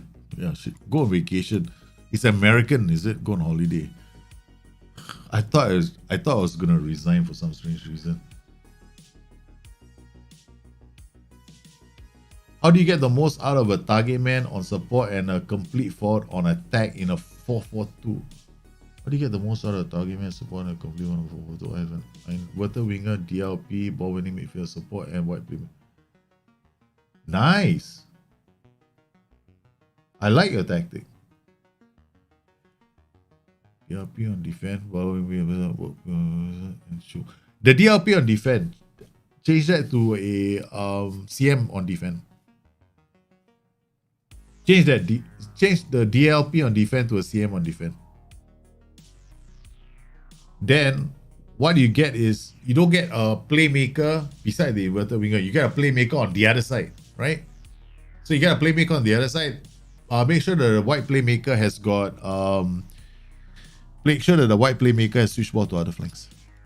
That definitely can work. This is 100%. I've seen players do that. Complete forward attack. No. Roaming and holds up the ball. Too many attributes. CA is too high. Go for a pressing forward attack or a simpler advanced forward. You want a really simple setup in front, because you got the inverted winger attacking the space. Target man holding up the ball, right? Okay, so then you got a complete forward here who might be roaming, going elsewhere. So at least you keep it simple. The advanced forward can attack the space. Target man can drop, so you can choose. I can send the ball over, or the white playmaker on the other flank is just going to send balls across. I would set it up like that. All right. Okay, now let's next tactic.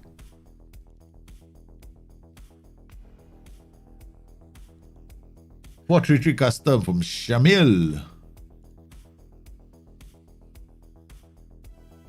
Wait, this tactic. Are you gonna use it? Mass inverted winger. These two roles sometimes, these three roles together can sometimes create some drama. Oh, dirty dog. Get further forward. Stay wider. You want him to be here. This guy's gonna punch through. You get an anchor here with three players. Mazzala going this way. Invert. I mean, I would change this guy to a winger, but since he's gonna drive, he's gonna anchor himself. Wow, this is very confusing, man. I'm trying to figure out where the goals are coming from. Wow, overlap left, underlap right. You have. So this guy's positioning, he's gonna try and go around, but you don't want him to dribble too much because he's a wing back. Okay, all right. Should I get for the watch? Stay wider.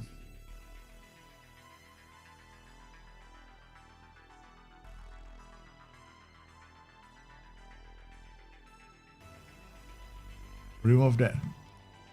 Okay. Let's just watch this game, okay? I mean, it's the funkiness, is the strange things are going to happen on the right flank. That's what we want to see. Who are we playing against? Damn, Portumans. Okay, this is going to be fun.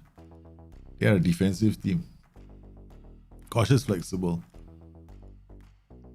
Okay, let's quick pick. I'm just quick picking. I'm not looking at players too much, right? So, oh, this is too weak. Let's go. He can play as a Mazzala for sure. 14.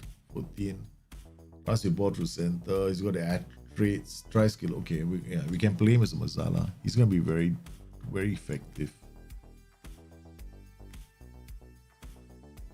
My next match, I was trying to get attacking diamond over attacking diamond with the inverted winger on the left. Yeah, I get what you're trying to do. And CF on the right to try. And I say, yeah, it can work. Definitely can work.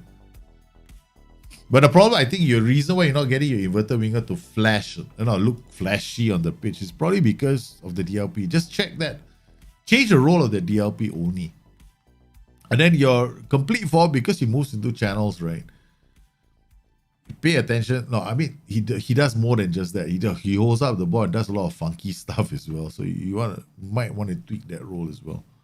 Plus, the CA is damn high for a complete forward. So not a lot of players can play that role. So if you want to see whether the role is it the role, player or the role, I would change the role first, because sometimes it's the player can't play as a complete forward. Look at this, all the funkiness, so many players together.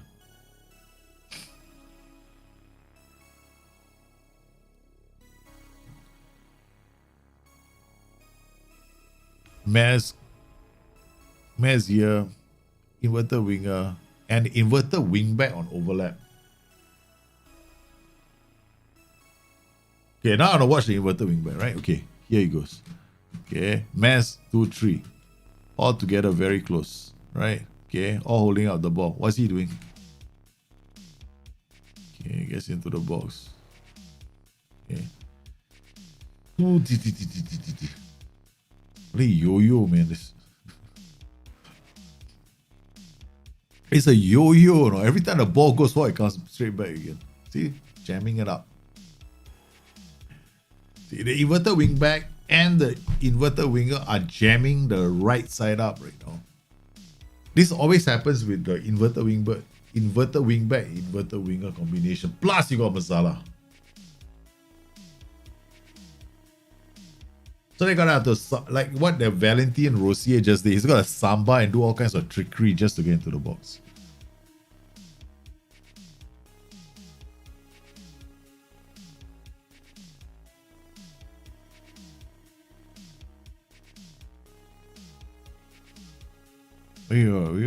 Let's just make one small change, right? Let's just change this. Now we give him room to move in. That's all. Let's just change one room. So the DLF was, I will go Trequartista, even more out there. But then if you're using this in draft mode again, right? So it'll be interesting. Gonna have a very hard time finding a trequartista in draft mode. I mean, not hard. I mean, you can find trequartistas, I guess. Yay, we got a goal. But that's probably because it's counter-attacking, not because of anything else. But it should work. Yeah, it should work. This boy, I have to take him off everything. He's a goal scoring menace right now. He's only 19 years old, right? My Arezzo, I protect him. He scores like 1 or 2 goals, I take him off. 45 minutes. Which means right now his ratings, right? His training ratings are skyrocketing. Because he doesn't play 90 minutes, so he's got time to train. And his performances on the pitch are going to translate as well. Quaresma is in defense. He's not supposed to be here. Because I'm retraining him as a playmaker. Right? Every time I play him here, I affect his development. Yeah, I want him to be a playmaker, not a defender anymore. He's a good defender, don't get me wrong, but he doesn't have jumping reach. Because I'm building a team for the Champions League, right? Oh, no worries, man. No worries, Mr. Akim Bobis. Always glad to help. Okay, all right. So we only changed one. Now we change the second thing.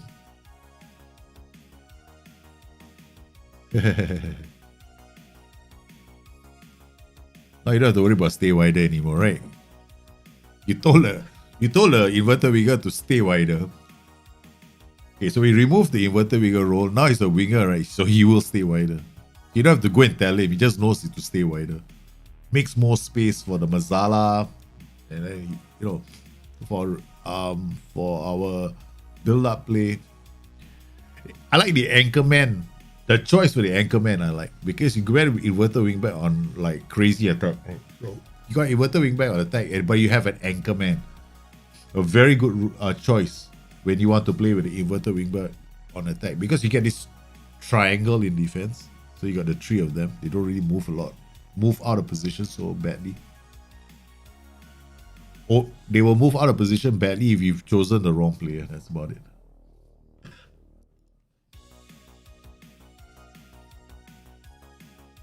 So here's this triangle. These 3 are very tight.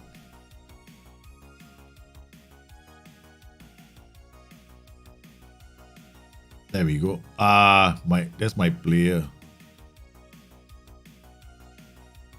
Bang. Boom. Picks it up. Easy.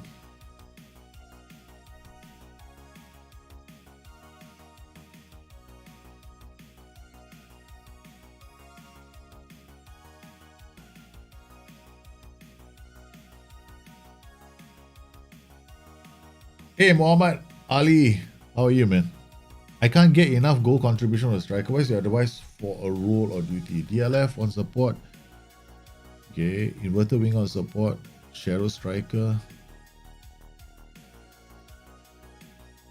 Inverted wing on support. Shadow striker. Too many support duties. Yeah, you're not gonna get a lot of, because what are you currently using the striker to do? Is you basically ask him to help the other score goals. That's what you've done, because you're giving him a DLF on support. The system looks fairly fluid, right? So it means everybody goes up. So okay, you have 2 choices. One is you change his duty to an attack duty, right? Or change it to a pressing forward attack. That's the first option. The second, but the problem then becomes you got a lot of other roles beside you. You got other funky, nobody attacking the space, right? So you right now your DLF is only the shadow striker is attacking the space. So what I would do is DLF on support, inside forward on support, shadow striker to the middle, CM on support, CM on defense. That's your 2-man in a 4-2-3-1.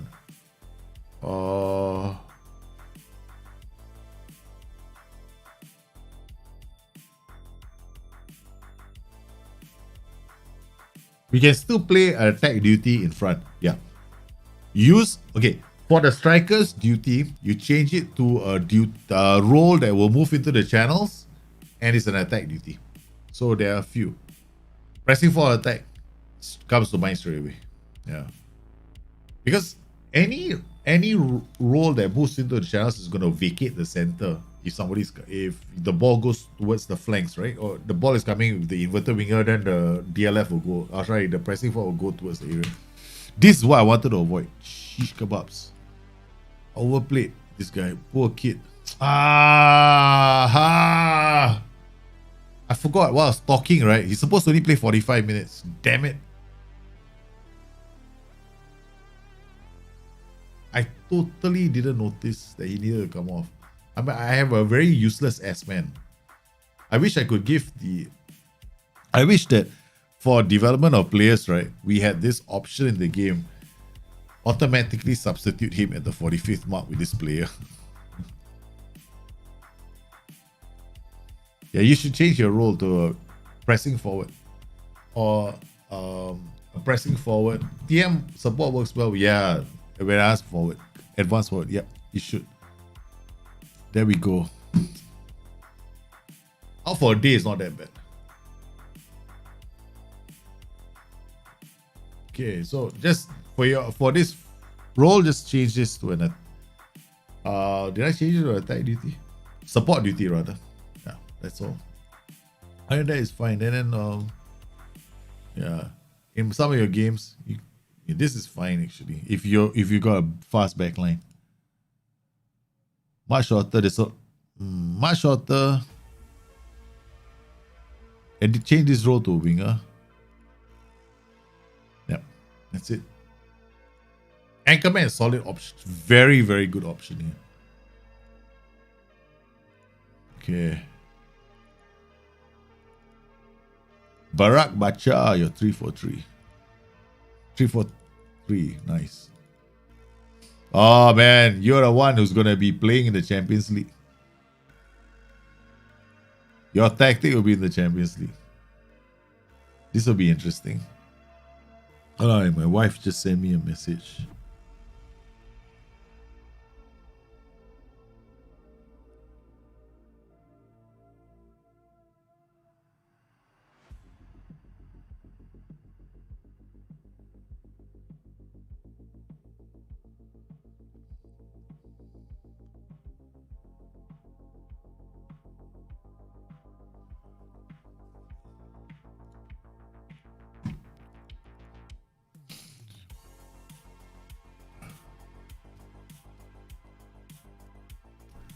How's the 4-2-4? You saw this tactic that was using the two shadow strikers. I wasn't using the tactic, it was different. It wasn't me. It was either BK Eaton or Chico. One of them had was it BK Eaton? It was BK Eaton. I think Chico's one was the 4-2-4. But I think you're talking about Chico's 4-2-4 then. Is it any different? I think you should ask the maker of the tactic, man. What I not like about advanced forward again? What, in this year's edition of the game, he's doing too many things that don't strike me that he's an advanced forward, like dropping deep. He was supposed to be the player that's always attacking, right? Like, you know, at the front of the line, not dropping back. So we have this advanced forwards right nowadays that drop all over the place. Yeah, the poacher will have more highlights, right? Because the poacher is actually going to run and run and run.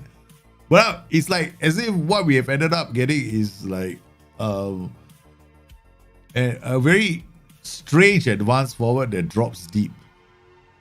Occasionally in the transitions when I don't want him to be dropping deep. So in the last 2 seasons of Football Manager, they changed the role of the advanced forward, which is very, very disappointing. Brakanka is supposed to be playing here. Palinia is supposed to be playing here. Okay. Alright, so play short, simple passes. That's fine. Brakanka can do all the magic.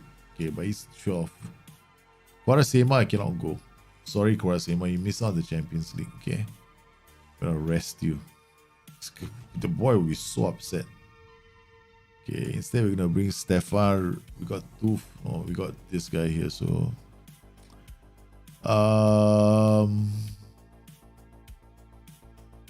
Inacio. Okay, Mendes. Okay, Nuno Mendes is gonna be the libero. Santos is against bench white midfielder. If you play white midfielders, right, especially a generic role, you gotta start reading all this. So I understand what he's gonna do. He's not gonna tackle. I mean, not well at least, or choose to go in. He can't see the thing happening. He's more of an attacking-minded player. So bang. Okay. Now what do we have? We have a more tack. Gets forward, plays 1-2, dives into tackles on the ball. Okay, we can ask him to break a few legs. Okay, on this side, we got Nuno Santos. A very attacking-minded player. Positioning is really poor. Bravery is really poor. He'll bring a lot of attacking dynamics to the left flank. Plus, he will ping balls forward because he's got tries, long-range passes.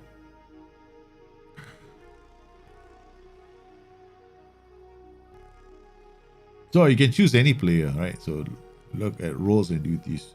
11 for tackling, not particularly fast. I'll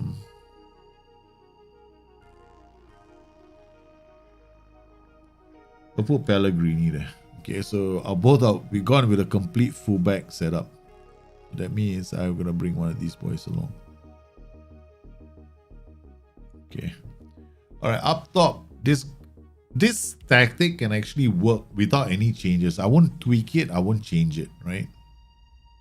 Because to make this kind of system work, 1, 2, 3, you gotta be very selective when you choose these roles. Why is he getting further forward? I just saw something. Getting further forward behind two attacking playmakers to support them. Just find a role that gets forward whenever possible, right?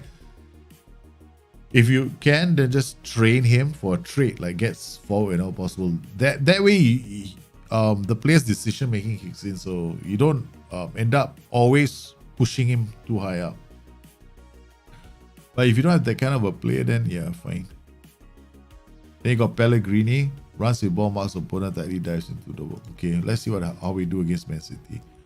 I don't see the need. AP on attack was maybe, but I can see why this works, because you got this role dropping and this player who can dribble with the ball and trying to make final third passes. I would just play it.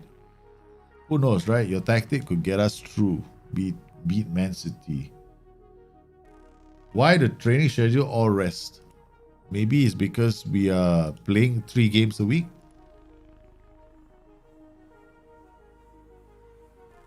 No worries, man, Muhammad Ali. Good luck with your game. Lautaro Martinez, man, he's playing for Man City. Ay. Lautaro the Martinez. Man, this guy has got deadly finishing.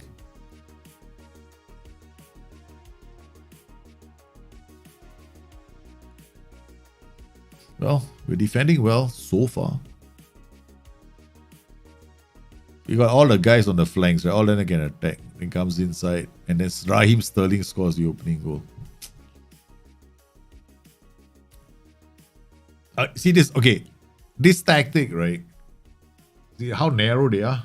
1, 2, 3. 1, 2, 3. It's always gonna have this issue because you have vacated the flanks. See, either you got the world's best midfield, right? Or you got really good players in midfield. We can't afford this against them.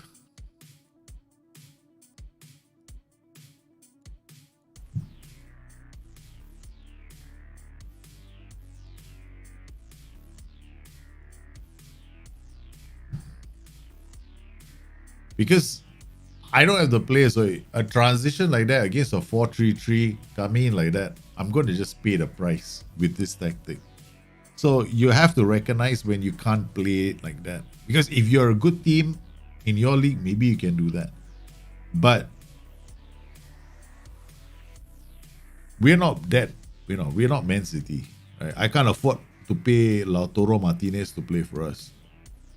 So I would struggle. So I would think about this option. But you could play quite well against most of the teams with this tactic because he's dropping off. This guy's attacking. This is a playmaker on attack. This you got a trident of attacking options here. So all you gotta do is make sure these players hold their position. Okay, so what we can do now, automatic, edit, dribble less, shoot less often, take fewer risks, cross some deep, cross center, get further forward. Okay. Wait, is this done? Okay, edit. I think I have one of the presets. Load preset. Oh, it's gone. Okay, dribble less, shoot less often, take fewer risks, cross from deep, center, get further forward. Okay, if you wanted to get further forward, it's here. Okay, done. So we got one guy on the right flank doing that, one guy on the left flank there. Only problem now is gonna get further forward, right? Okay. Or you can just say hold your position. But then you got a problem. When you hold your position, then they're too deep, right? So all we do is we just, watching them come at us. So I just gone with attack duties instead. You may want to have a look at your set piece routines. Because the two on the post, it's not. A lot of teams in real life have stopped using it because it's actually more a liability than a strength. Yeah. Against good teams, I mean, I would say these options, right? They suck. I mean, they suck. Yeah.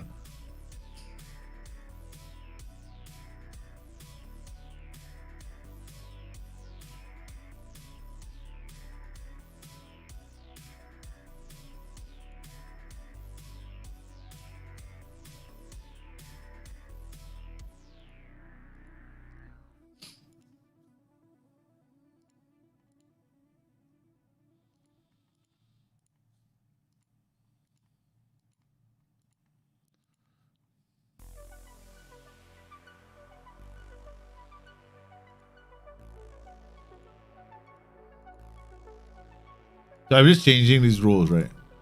I'm making them come out a bit more. I don't know if it's gonna work. But again, here against Man City, this guy's gonna come in here. I will struggle. See, a flat back four is better against teams that play a 4-3-3. I mean, I could try, but it won't. Chances are it's not gonna be very successful. So these are the current roles, right? The tactic has been changed already. Not yet. Those are the wing backs on auto duty. Now we got white midfielder, central three central defenders, one anchor man, and all we do is we try and hold the fort. These guys. In fact, now what we'll do is, I don't know if this is gonna work. Okay, we do that. We try and force them to play in the middle instead of going down the flanks. Because if they're going to go down the flanks, what's going to happen is you're 50-50, right? When you're 50-50, you're giving them the option of using the flanks, right? Or option of going through the middle. Now when I do this, which is defensive, I say forget the flanks. You cannot go down the flanks because I'm going to break your legs. Okay? So you're basically telling them, I'm leaving the middle open, you try and dribble your way through. So I'm trying to neuter Raheem Sterling's contributions, right? Okay, so these two. Okay, so what we're going to do with Raheem Sterling is, if he does come in,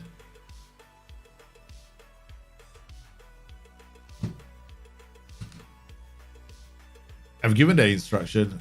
I mean, it could work, it may not work. I mean, let's just be realistic, right? This is a good team, no matter what I do. That is actually a throw-in, not an open play goal. I'll tell you why. You gotta pay attention to all your set pieces. Yeah, this is unfortunate, right? So that was just Raheem Sterling is better than our defense.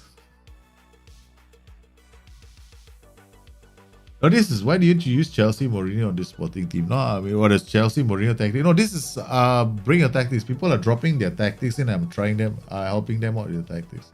How would you approach develop? How would you develop a striker?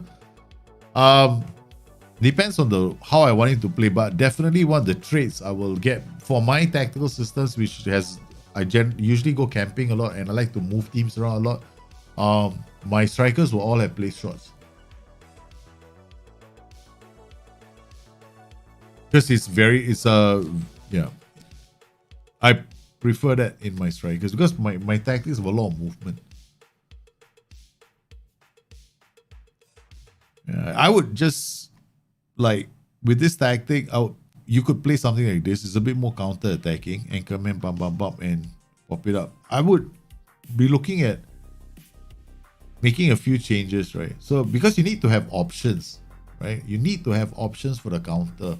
So now I've gotten a really strong center for cutting off City's use of the flanks, right?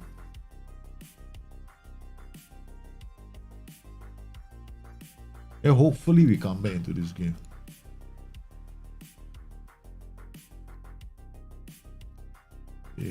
This guy is not bad as a DLF.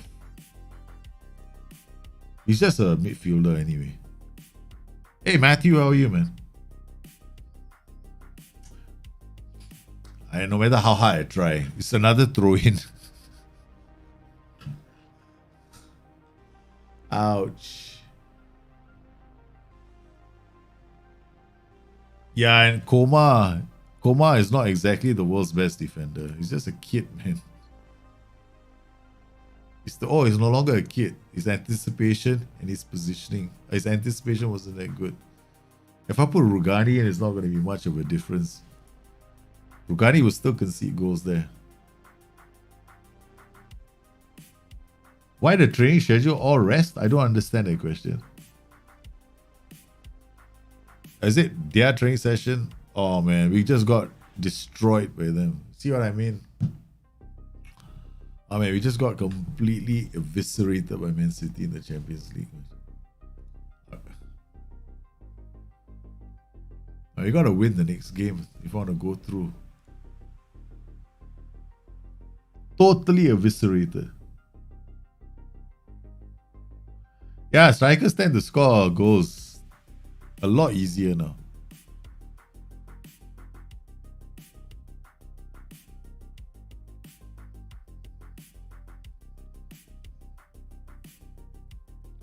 A lot easier because you know why, right? We had this period of time where it was really difficult for strikers to score. They really needed your tactics really needed to have really good movement before they could score goals, really good goals. Yeah.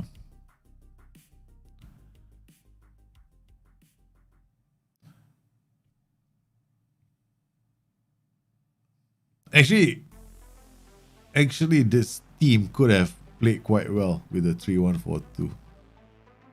Had I not been messing with it too much.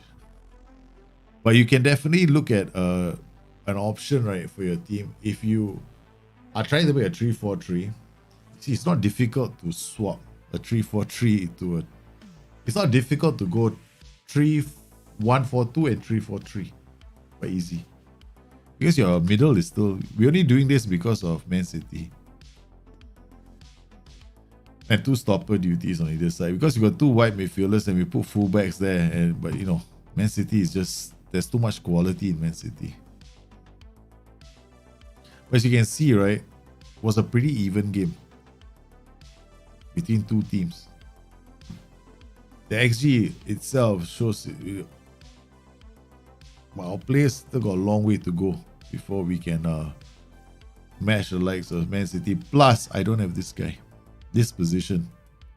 I don't have a player for this position.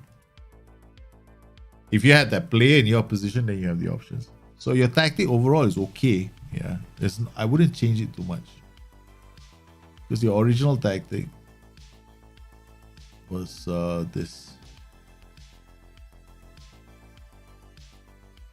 Original tactic is this. It depends on your players. Honestly, it will depend on your players. This AP role can still work because this guy is dropping and this guy is attacking. So what you need are solid players in this. All these guys have to be able to tackle. That's about it. Your libero is going to be stringing passes like quarterbacking from the back, right? Yeah. So overall though, it can definitely still do okay. You just need to find the right players for it to work. Failing which, for a guy like me, if I was playing against a team that was attacking me with the quality of Man City, I would swap to a 3-1-4-2 immediately, or play more defensively, you know, because the 3-4-3 is quite an offensive, quite a strong attacking formation. C'est la vie.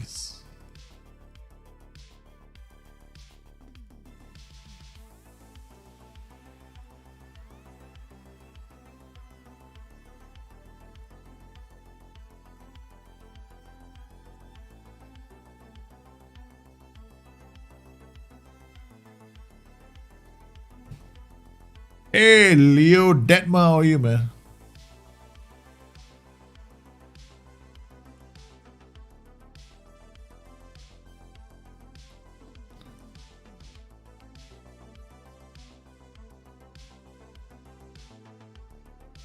Okay, let's just watch this, right? Regista is your player these two players can create chances. Okay, he's gonna push forward. This is so generic because this you need to know. This is one of those positions that you want to see someone attacking in the middle. Okay, the only issue here now is it depends on the player and his attributes. Okay, dictates tempo. He won't dribble. You get forward for sure.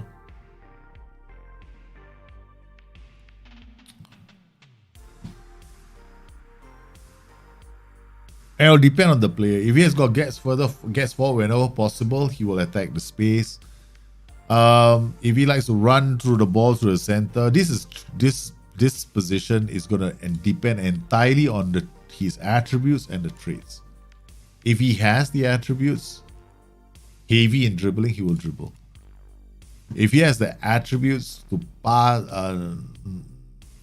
like low dribbling but maybe good passing, then he'll pass more. So you have to. Those are the small things that you have to pay attention to. Okay, would I change this tactic? Will depend entirely on whether I had the kind of CM or support to give me those kind of options. What I like about generic roles is they play to the role, to the player. Okay, so my weakness is gonna be the fact I don't really have anybody who can do that in my tactic. Right? Which is Goalkeeper. Oh, brilliant! I'll turn him into one. Okay. Okay, let's see the difference since we got two different players here, right? One doesn't run, one runs. Okay, we got two different players here, right? One, Goalkeeper is playing as the DLP on defense, right? But he has got runs with ball through center. Okay, we just make it a bit longer. Right, so here he is. Where is he? This is Matthew Nunes. Okay, that's a register. Okay, Rakanka is here. He has not run with the ball yet, right? So, okay.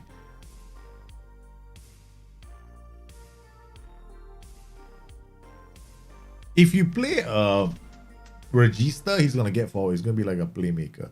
There you go. He just played the ball. Doesn't want to do anything with it. And he's gone a bit forward because it's off the ball. It's high, right? So, he moved into the space. He takes a shot from outside the box. He didn't dribble in. He just shotted that and attempted to bury it into the back of the net. Okay, we'll give it a few more minutes. A few more seconds, rather. Okay, let's watch him. Okay. Okay.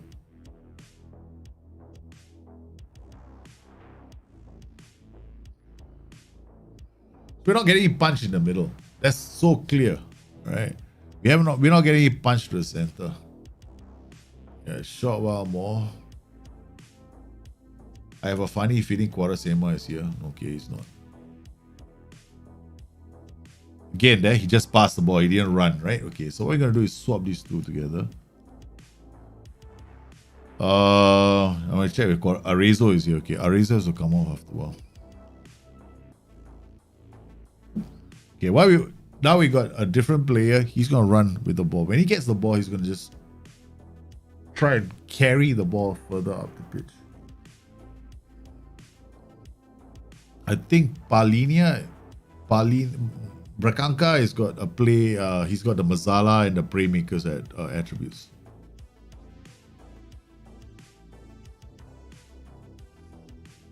Okay, Pedro is the that's the Goncalves. He's got this traits, so you gotta pay attention to his traits. Guess what? Whenever possible, try skiller ball, shoots from distance.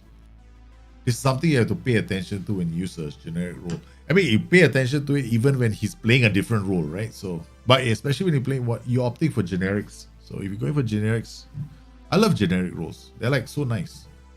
I don't get bogged down by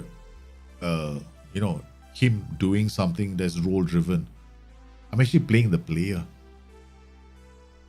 Right? So this is something you can do. Pressing for support, he's not gonna make space for those roles. So the only criticism I have is the role. It's the role up top, pressing for support. He is not gonna go left or right. He's just gonna hold that position in the center. So the question is, if you're comfortable working the ball in the box, then it's fine, right? So yeah, you have. I'll go low crosses to get more cutbacks.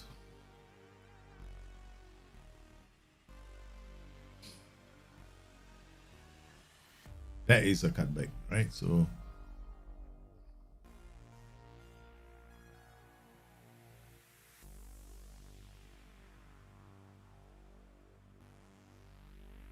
all right, let's speed it up.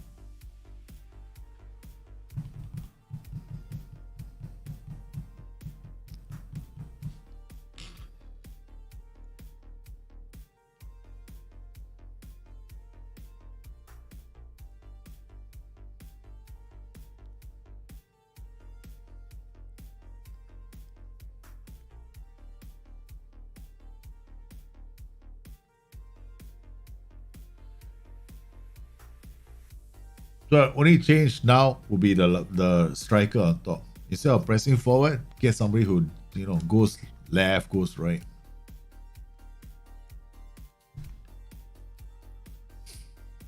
Now we have a role that is moves left, moves right, and drops deep. So there's a lot of vertical vertical and horizontal movement. The only challenge now is this position is not attacking the middle. So you're only making space for one player to attack. So you gotta find him with the ball.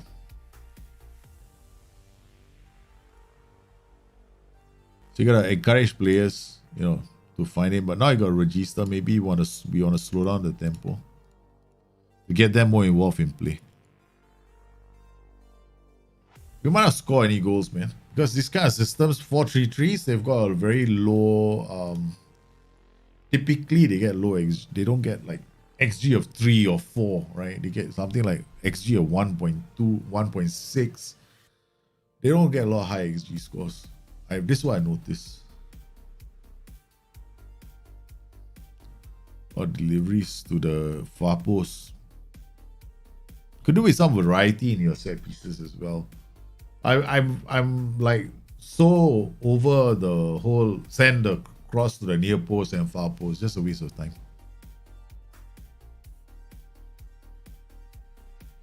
You get a lot. Now you get slightly better movement. Get players getting into the final third, and then because the DLF on support is dropping off, they create space for the other players as well. It keeps dropping off if you look at that, right? So he makes space for other players. This is small, right? You don't notice it. A lot of people won't notice this when they play the game, because if you play a pressing 4, it's going to be on the defender when he's there. When you play a DLF on support, it's going to pull off the defender, right? So It's small little things like this that get calculated, because when he pulls off, the guy steps up a bit, right? And they create the space.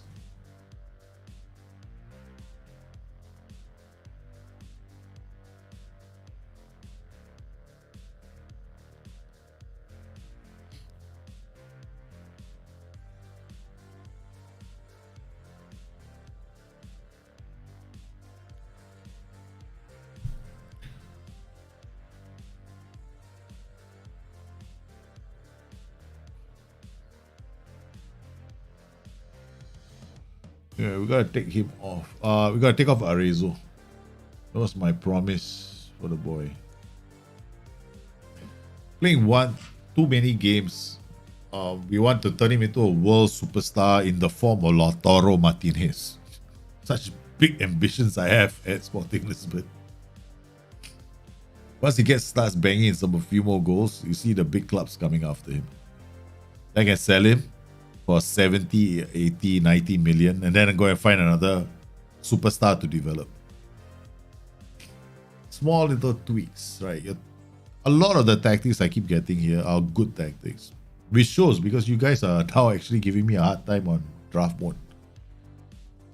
A lot of you are giving me a hard time on draft mode. The worst, I think one of you played the other day is a very defensive system. That had me cracking up because I had to think of so many different ways just to score a goal against you. It was a lot of fun. Okay, so we've done the deed with this tactic, right? So it's pretty straightforward.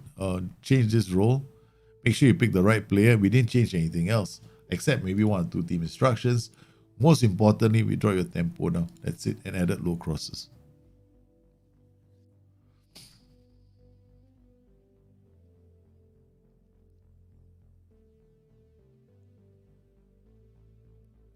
See, when you have a DLF on support, this is what he does. Pressing forward won't do that, right? The DLF on support went down to support the transition as well, right? So he moved into the channel between the players.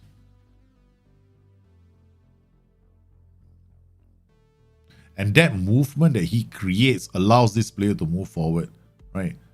That makes a lot more, gives us a lot. DLF on support is totally said, okay, I'm not going to go in the box. The box is yours now. That is what a DLF support brings to you. When he moves between players and moves, pressing forward won't do that. You don't get that kind of movement. In fact, the worst role you can choose in a 4-3-3, the worst role is a pressing forward on support. It is the worst role to use because he's just going to stay static. And a 4-3-3's problem is you can't afford for a role to stay static in that position. So never play. I mean, it could work, right? A poacher can still work. But then you have to set it up in such a way that you're, controlling play and you're, always putting yourself in a position to score. It's easier to get it to work with roles that move into channels. Much, much more harder to make it work with roles like the poacher and the pressing forward support. Okay, we've done that.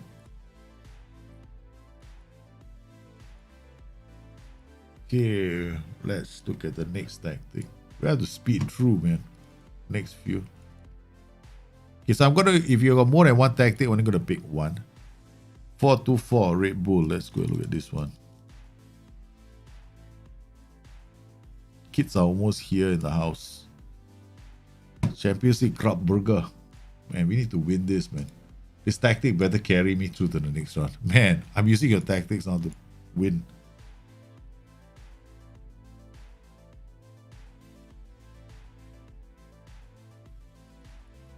Yes, come on, some different plans. Man, I still start with me. I still remember the defensive system you played against me, man, Peter. I was like, it took me such a long time, right, to unlock your defensive system. It took me like 80th minute, then I unlocked it. No, almost the 90th minute before I scored. I was on the verge of panic because I was on the verge, man. I was on the verge. Yesterday as well, I was on the verge of my one defeat. And I had to do all kinds of things just to score my equalizer. And then after about a few matches, Benny came in with Portuguese 4-3-3 against me. I was like, holy cow. Now, because I was playing counter-attacking football up against the 4-3-3 Portuguese, I was like, shit, this is going to be tough. Again, I had to come back because he took the lead. So, we leveled the match 1-1. There's a lot of good games. All right, let's look at this tactic now. It's a 4-2-4 pressing for target man attack AP. This is not a good role. Not for this system. Because then you have to hope, then you gotta wait. This guy's gotta wait, right? He's gotta hold on to the ball, he's gotta look for things to do. He's got no time to do that. He's gonna be, the players are gonna be on him in a flash. Right? So unless you got God playing here who can dance around players and hold up the ball and then look for the pass, I wouldn't play an AP here. AP will only work if you have like AP will only work if you have like what's that? A player in the center of midfield or next to him. Right? So we have to salvage this quickly. So I will go with like simple roles like inverted wing on support. You can still get a creative player. Alright. No, this turn, you got double DMs, right? So I would turn this guy to a defensive midfielder on support. Right? Because you've got 2 DMs. There's no point playing one on defense, especially if you're going to go to 4-2-4, unless you're really putting the ball over the top like this. Okay. In which case, like, go like white target man here on support. This guy becomes a support duty.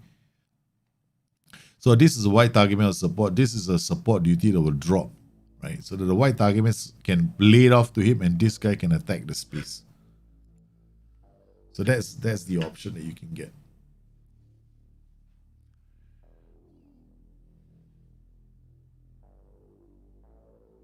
The second half of the second leg, I cracked it, yeah. You 0-0 first leg. Second leg, I had to score. I scored a goal very, very late. I was almost knocked out in the first round by your defensive tactic. These are knockouts are fun. Okay, now getting a bit better. They stop attacking us. Right? We are pretty solid defensively as well. Right? So far. Okay, I think.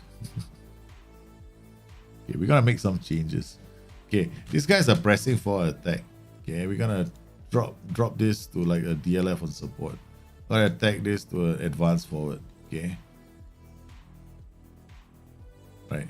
Essentially, I'm trying to get into Europe. I'm trying to make sure that we win.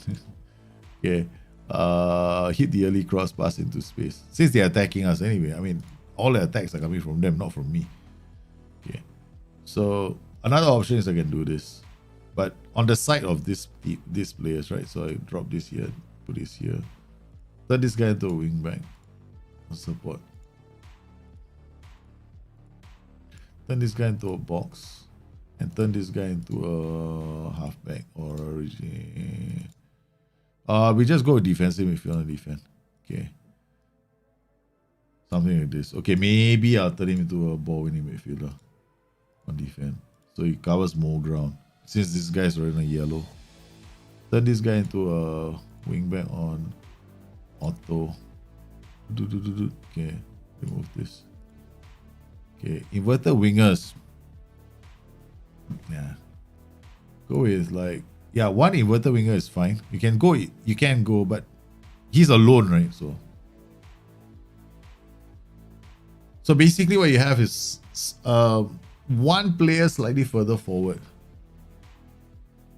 Because we are trying to score a goal, right? Away from home. Since they're attacking us. Look at that. 10-3. Braga. We've beaten them before.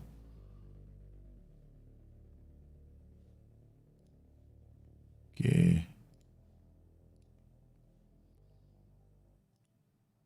Cross more often. People are getting desperate. Long balls from the back. I'm getting desperate, man. I want to get there, man. Cross more often. I'm just booting the ball up now. Now I'm going back to your target man option. Okay, done.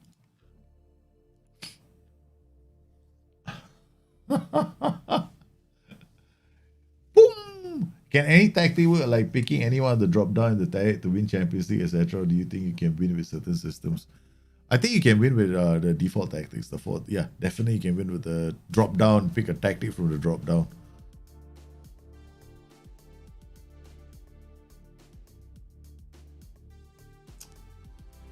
But I won't say any drop down will work. That's the problem. The tactics aren't made for 100% success rates. I mean, like there's certain tweaks you might need to make to attack. They work out of the gate, but they need to be tweaked slightly. So 4-2-4s. I mean, look at this, man. This is not a time to play a 4-2-4. Drop it to balance. Oh man, I'm gonna have to. For me to come back, I probably will need to change. Wingers are better options than inverted wingers. Because inverted wingers tend to look and create, right? So they tend to look and create. I have to try and be a bit more aggressive. You can go ball winning midfielder. You can go deep line playmaker. We just want to try and get back into this game.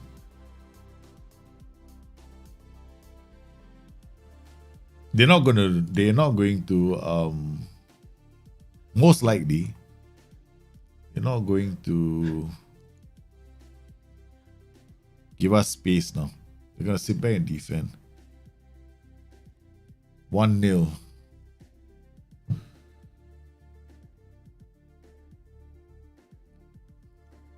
We're trying to get back into this match, but it's okay. What formation do you think Jerry is the highest XG on average? 4-2-3-1. 4-2-4 and a 4-2-3-1. They generate the most XG. If you set it up with the right players, the 4-2-4 is gonna generate you like a lot of XG. But you're gonna concede a few goals on the back end as well. 3-4-3. Also decent XG to 3-4-3. But in my tests, the 4-2-3-1 was the best because the spread was wider. Meaning, what I call is the goal difference, right? Between goals scored against goals against. That's how I measured it, because I don't look at just XG. I look at XG for and XG against. The most reliable system for XG for XG against is the 4-3-3 DM. That is the most reliable system. It's like it's very hard to score against, and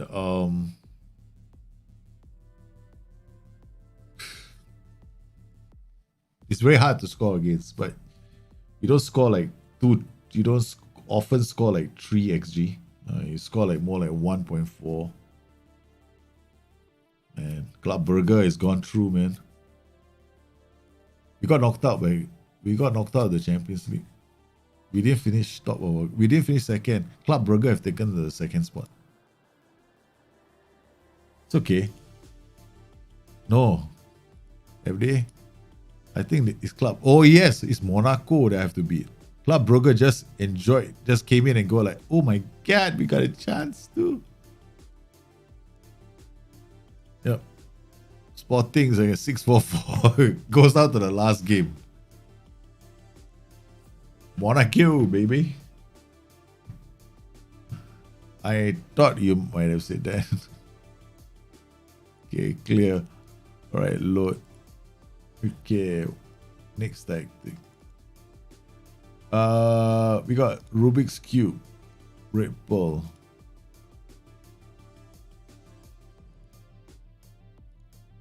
Okay, let's just play this to the next match. Nothing wrong with this. Actually, got to just worry about your back end. Your players at the back. Rather your back line. What am I saying? Back end.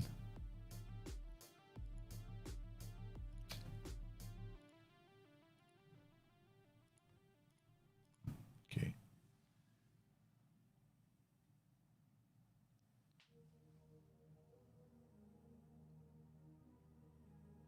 What?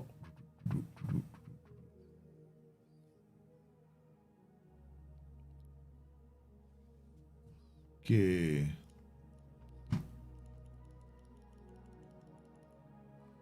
All right.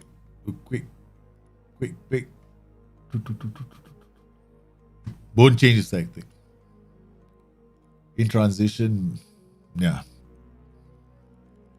You don't really have to pick things in transition, right? Most of the time, we don't really have to. If you don't want to pick it, it's fine. You know, there's nothing to say you have to always have. You have to pick the options. Here we got white midfielder. Here we got white midfielder, right? So these two are based entirely on. You know, when you choose generic roles, you gotta pay attention to a player who's playing there. That's about it. Okay. So when he's gone, he's not gone for any PIs. Doesn't mean that you have to. It's there for you to pick and choose your PIs. You can, if you want to customize the role. Of course, we can customize the role in many ways. Yeah. The only problem with this setup is this. But if I play against a defensive team, then I have to go camping, right? I have to get these guys involved. Right, so nothing is happening. These guys are going to go, and you want them to come through the middle. Okay. You can see how that might work. But you got to worry about inside runs, that's about it. So this is definitely us defending.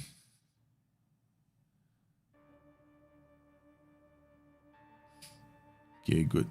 All right, so he picks up the ball, he goes and see how close they are. The thing I like about the fullback and white midfielder is this system is built for the cross. This is built for the crossing game, right?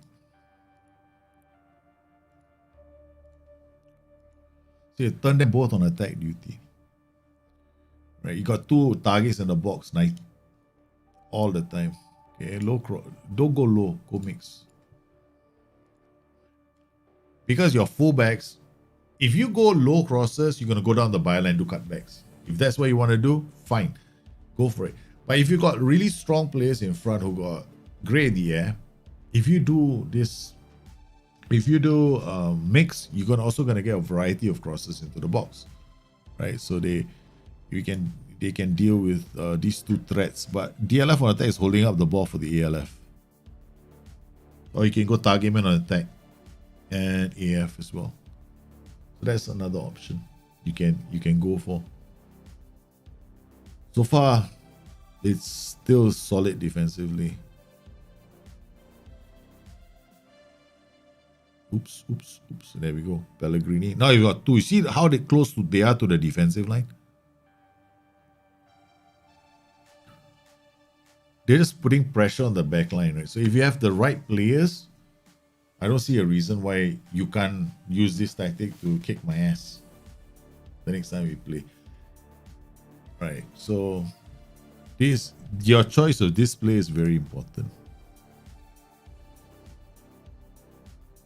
This is not the right player. That's definitely not the right player because he's running with the ball all the way. He's just gonna carry the ball. So shoot some distance just as bad. I don't have the player for this. I'll let you go figure out what player traits you need because I know I'm gonna face this on Monday.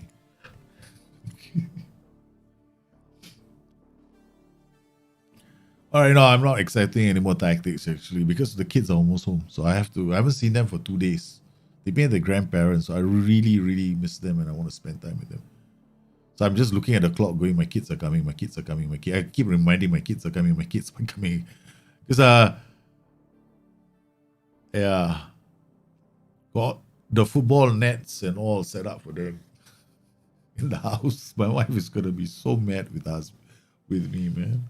I got football nets set up in the house because she's gonna say no. Oh man, we can see the goal. She's gonna say things like halfback. I didn't see this. She's gonna say things like I don't know what she's gonna say.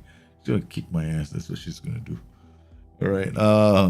Why midfielder? Why we can actually go make this. You can definitely make this more aggressive with fullbacks, wingbacks. They got mass DLP, DLF, inverted winger, fullback. 4-2-3-1, putting a lot of pressure. I'm not suggesting you're gonna win, but yeah. Yeah. This guy again. I have to take him off. Okay. All right. First signing will be Allison. That 4-1-3-2 White haunted me in my FM17 as PSG always dominated with it. Yeah, if it's a good team, they will dominate you with it. But the only thing, I'm still like going AP here. You want to carry. You want to play to carry the ball forward. Yep. Right, so if you play with the AP here, that my player there doesn't have the necessary traits to play that position well, because you wanted like something that dictates tempo there, so he holds up the ball a bit, you know, he slows the pace of the game down so that players can come around him. Now he's got to be doing a lot of that stuff on his own because everything is happening on the flanks. He's just there as a playmaker, holding on to the ball, waiting for things to happen. So you want to dictate tempo on him, right? Because otherwise he's just going to try and look for these two. And if these two are marked, then he can't really play the pass, right? So then in that particular case, give him a CM on attack roll, and maybe he'll attack the middle. And then you might get, you might get better, you might get a bit more luck with the roll. See these guys?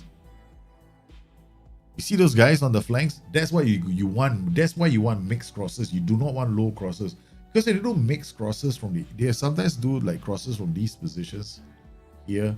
When you get low crosses, you get here and here. This system is not designed for low crosses. It's designed for mixed crosses.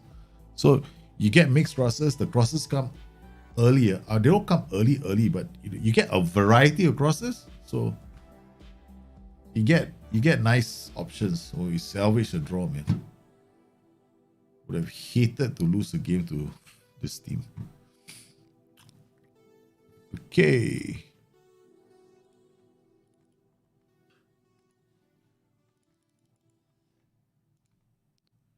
Okay, we got the next tactic. Simji's Hungary. Okay, dia target him attack, holding up the ball for inside forward. Change his role to inside forward. Okay, if you want to do something like this, it can also work. Change his role to inside forward. One of these guys is going to be attacking the ball. So the target man is going to hold up the ball, right? So he's going to create a lot of nice. You see, you got this triple positions here to hold up, make it harder for defenses to penetrate. Overall, the tactic is fine. I just want to see a bit more like wanna go. Okay, let's go, man. We're gonna find out very, very soon how this does. Champions League away from home. We play Monaco. It's okay, son. It's only your training diaries. But I wanna go to the Champions League. It's okay. Don't be worried. They will do it. Okay, let's quick pick. Konkawe, Tabata, Arezo. Arezo, are you a target man by nature? No, you're not. Spora, where are you? Spora! Spora can be a target man. It's 12 jump range. Okay, you know, beggars can't be choosers, right? I'm tempted to put a defender there just to make sure. Alistair will be my first signing in the next draft one. Yeah, if you get to be the first person, right, then you can talk, okay? So don't just I'm gonna sign Allison. Watch out for tomorrow's video. You might change your mind. In fact, when we played League last night, Allison was not my first. In fact, Allison was unsigned. Nobody took Allison. No one touched Allison, including me. I had a different game plan here last night, so I didn't use Allison. In fact, you guys are wondering, our draft mode is for the South American leagues. So we take South America, North America, and Central America, and we pick players from there. Right, so that's our draft mode. Okay, let's see.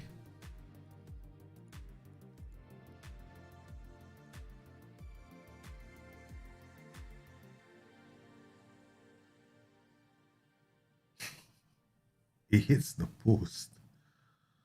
Man, how mean can a cross get, man? 4-3-3's problem is he doesn't score a lot of goals. They got Ben Yedder some more. Wow, this is a good thing. Vollen, Ben Yedder. Vollen's still here. But this guy doesn't want to leave this country. He's been stuck here for an eternity, man. We got Gigo, Denaye, okay, now. No. Now we're gonna do this, okay? So we turn this guy into an inside forward. I like inside forwards because they're still very attacking mentality. They are positive, right? So they'll take risks. They'll attack the box, especially since okay, our inside forward is on this flank, so he's gonna put pressure here. They got a Mazzala who's obviously vacating the premises for forcing these guys having to. These guys are all picking up yellow cards right now.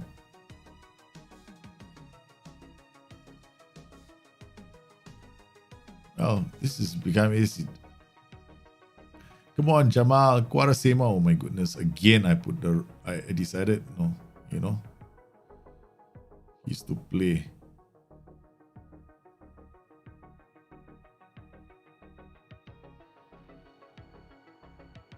Go. Track. Don't let him.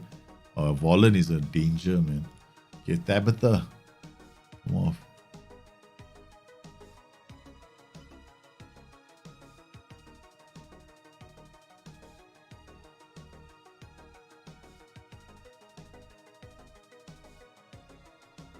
Yeah, this guy crosses target, man. I mean, okay, let me think first. This is.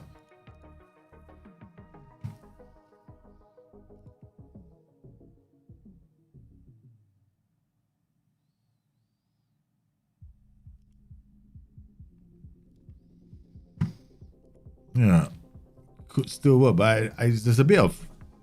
It's slightly unbalanced at the moment because.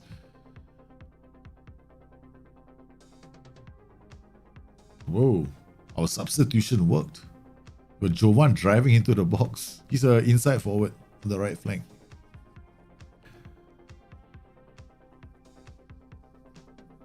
Because I wanted, my original desire was to use if inside forward on the right flank to cut inside to put more pressure, since that's where my DLP on defense is, right? To get one guy attacking the box, because you got a target man in front. He's going to be a problem for defenders, right? Those ball playing defenders, they're not going to go very far away because got bloody target man to mark.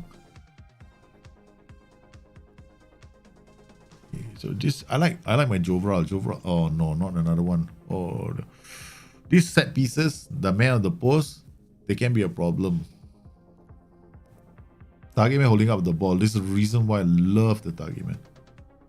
The target man is one of the easiest roles to master in this game.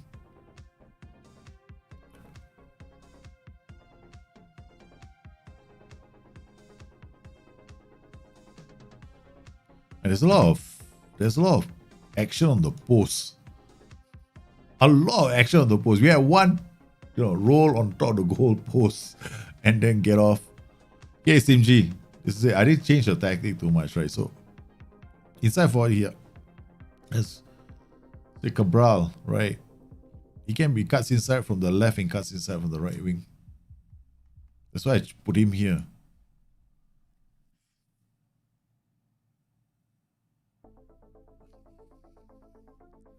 Makes more sense to have an inside forward going there. I know some people will say you got a complete wing back. He's gonna, sometimes be an inside or but I think getting an attack duty is like you have two strikers attacking the box, right? So this role actually,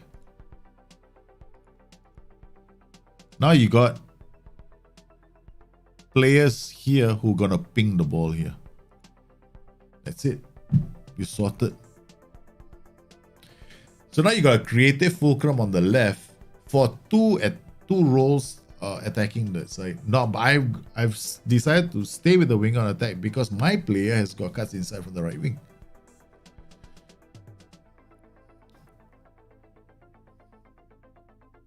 Yeah, target man again. That's our target man again. No? It wasn't advanced for going choo to the box. He go like, okay, I'm going, okay, I'm gonna hold up the ball now. Easy, man. And then the guy that we just brought on the inside forward, right? This is the reason why you gotta pay attention to your choices in roles and duties. Winger is good if you have a player who cuts inside. Then I will go with that. If you don't have one, then put in play him as inside forward. I like to have one thing I love about this game, right? Is I love to play wingers who have cut inside. Then it's a tendency. Sometimes they stay wide, sometimes they come in. So I get the best of both worlds. See, now he plays an inside forward.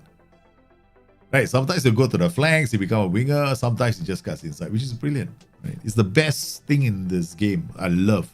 I hope they never take it away. And then of course you can also do it the other way, right? So if you got a winger who's good, and you put him on the flank opposite his preferred foot. So if he likes the right foot, you put him on the left flank, then he cuts inside as well. Okay, let's take off Quaresma before he explodes and says, I need to have a 2-week holiday. We've rested most of our youngsters and we have also successfully gone into the next round of the Champions League. While doing all this, Spora is useless. Okay, I'm trying to sell him off.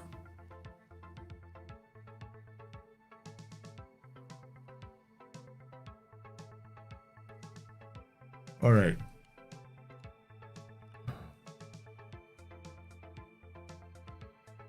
I like your corner routines, man. They're all going to the near post. This is what I mean. 4-2-3-1s have a very good XG. One of the best XG to they've got very good returns, but you have to be very, very careful about how you set up your team. A lot of people like to go shadow striker. That's when they start consider. A lot of people like that. I prefer the support duty instead of the shadow striker. So changes to inside forward or have a player that can play as that can cut inside and you're fine. And on the other flank, put an inverted winger. Oh my goodness, we got Tondela. This is a long holiday. Come on, guys. Can you speed it up? My kids are coming home.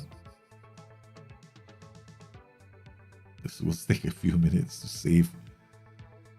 Man. Okay. Since it's going to be a friendly, we'll just look at the tactic. Right. There's no point me saying it's a friendly and then we're going to make a big deal out of Mountain or Molly. There's too many friendlies here. Okay, let's look at the tactic. I'm sorry, the last one has to be me looking at it, just like that. Yeah, the triple tracker. Amidovic, I'm so sorry, but complete forward track. 3 trequartistas. Okay, seriously, you guys are being influenced very badly by the moderators on our Discord. Okay. Okay. Drops. Okay. You do, okay. Trequartistas do defend. They don't tackle hard, stuff like, but they track their play, which is enough. Because all we need to do is make sure that the passing options are locked, right? So they can do that. Which means that they will come deep to get the ball, come deep to get the ball, come deep to get the ball. But when he comes deep to get the ball, this guy could, and these two guys could end up attacking. It's a very interesting combination. I would have loved to see how it works. I think you may have. Actually, all of them can still work. Man, this guy can drop here. And then be a bit creative and look for passing options.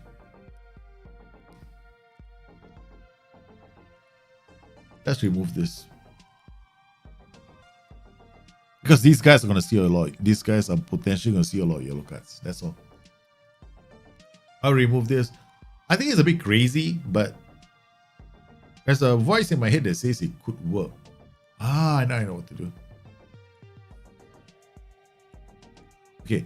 Change this guy to a support duty, right? Okay, now you got... what is going to happen is these two guys are going to swap. defenders are gonna get confused because they don't know which of these 4 players are gonna end up in the box because all of them are roaming. So he's gonna drop. This guy might end up in the box. This guy could end up anywhere on in the final third. It could work. Yeah, it could work. It could work. Whole position, and this player shouldn't have gets forward whenever possible because he won't know when it's possible to get forward. Since you play with 3 3/4, he'll be very confused. You use it when T is part of the bus. It's not bad. It's quite a good tactic. I like this tactic. I wish I could play it, but I think if you made this a complete forward support, it could be quite interesting. I think it's still a very interesting tactic. Track. I know a lot of people don't make this crazy ass tactics, but this can work. Definitely can. I don't see why it won't work. The notion that these trichotheses don't defend is just, it's not right. Some people say they don't. I say they do, but because defending is 2 things, right? Is you either tackle or you shut down the passing lanes, and trichotheses do shut down passing lanes. All right, guys. I wish I could spend a bit more time, and we've covered all the tactics I received. Okay. Once again, guys, we go on Discord. We're doing knockouts on Mondays and league draft modes on Tuesdays. I'm also gonna be. I might be joining C Maggio as well on his league. I've spoken to him. I mean, I haven't spoken to him. We did talk about it a while ago, and he's gonna toss up invites. So you wanna go and check out C Maggio's channel as well, right? Check out the guys at Wasted Possession as well. If you're into fantasy draft mode, you want to be checking their podcast out because they talk about fantasy draft. You want to be looking out for C Maggio's Twitch channel as well, because I think it's on Sundays that he has like basically open mic. Basically, you can come and join his league. Or no, it's knockouts. He does knockouts only. So you can take part in a knockout tournament there if you feel like wanting to take part in something. So we're trying to get. I'm trying to get more people involved, but leagues, you guys on Discord, please, if you can, the limit is 5. We don't want more than 5 players, because then it's 5 hours, about 5 hours for us to finish. If it's more, then it's going to take us a lot longer. Knockouts we do on Monday. So league, all you got to do is be around at the time, which is about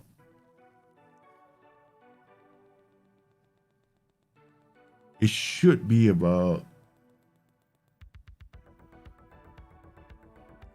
I talked to my wife though, because we're having lockdown, so I'm taking advantage of lockdown. It should be about the same time as I just did the last one.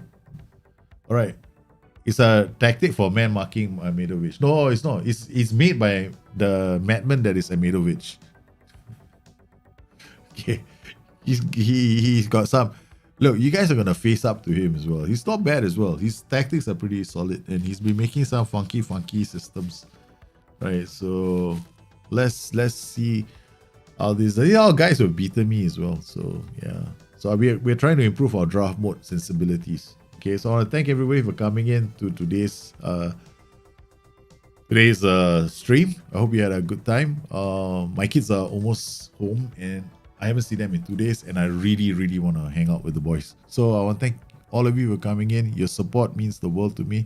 You guys, please take care. Have a good one. I'll see you again soon. Bye-bye.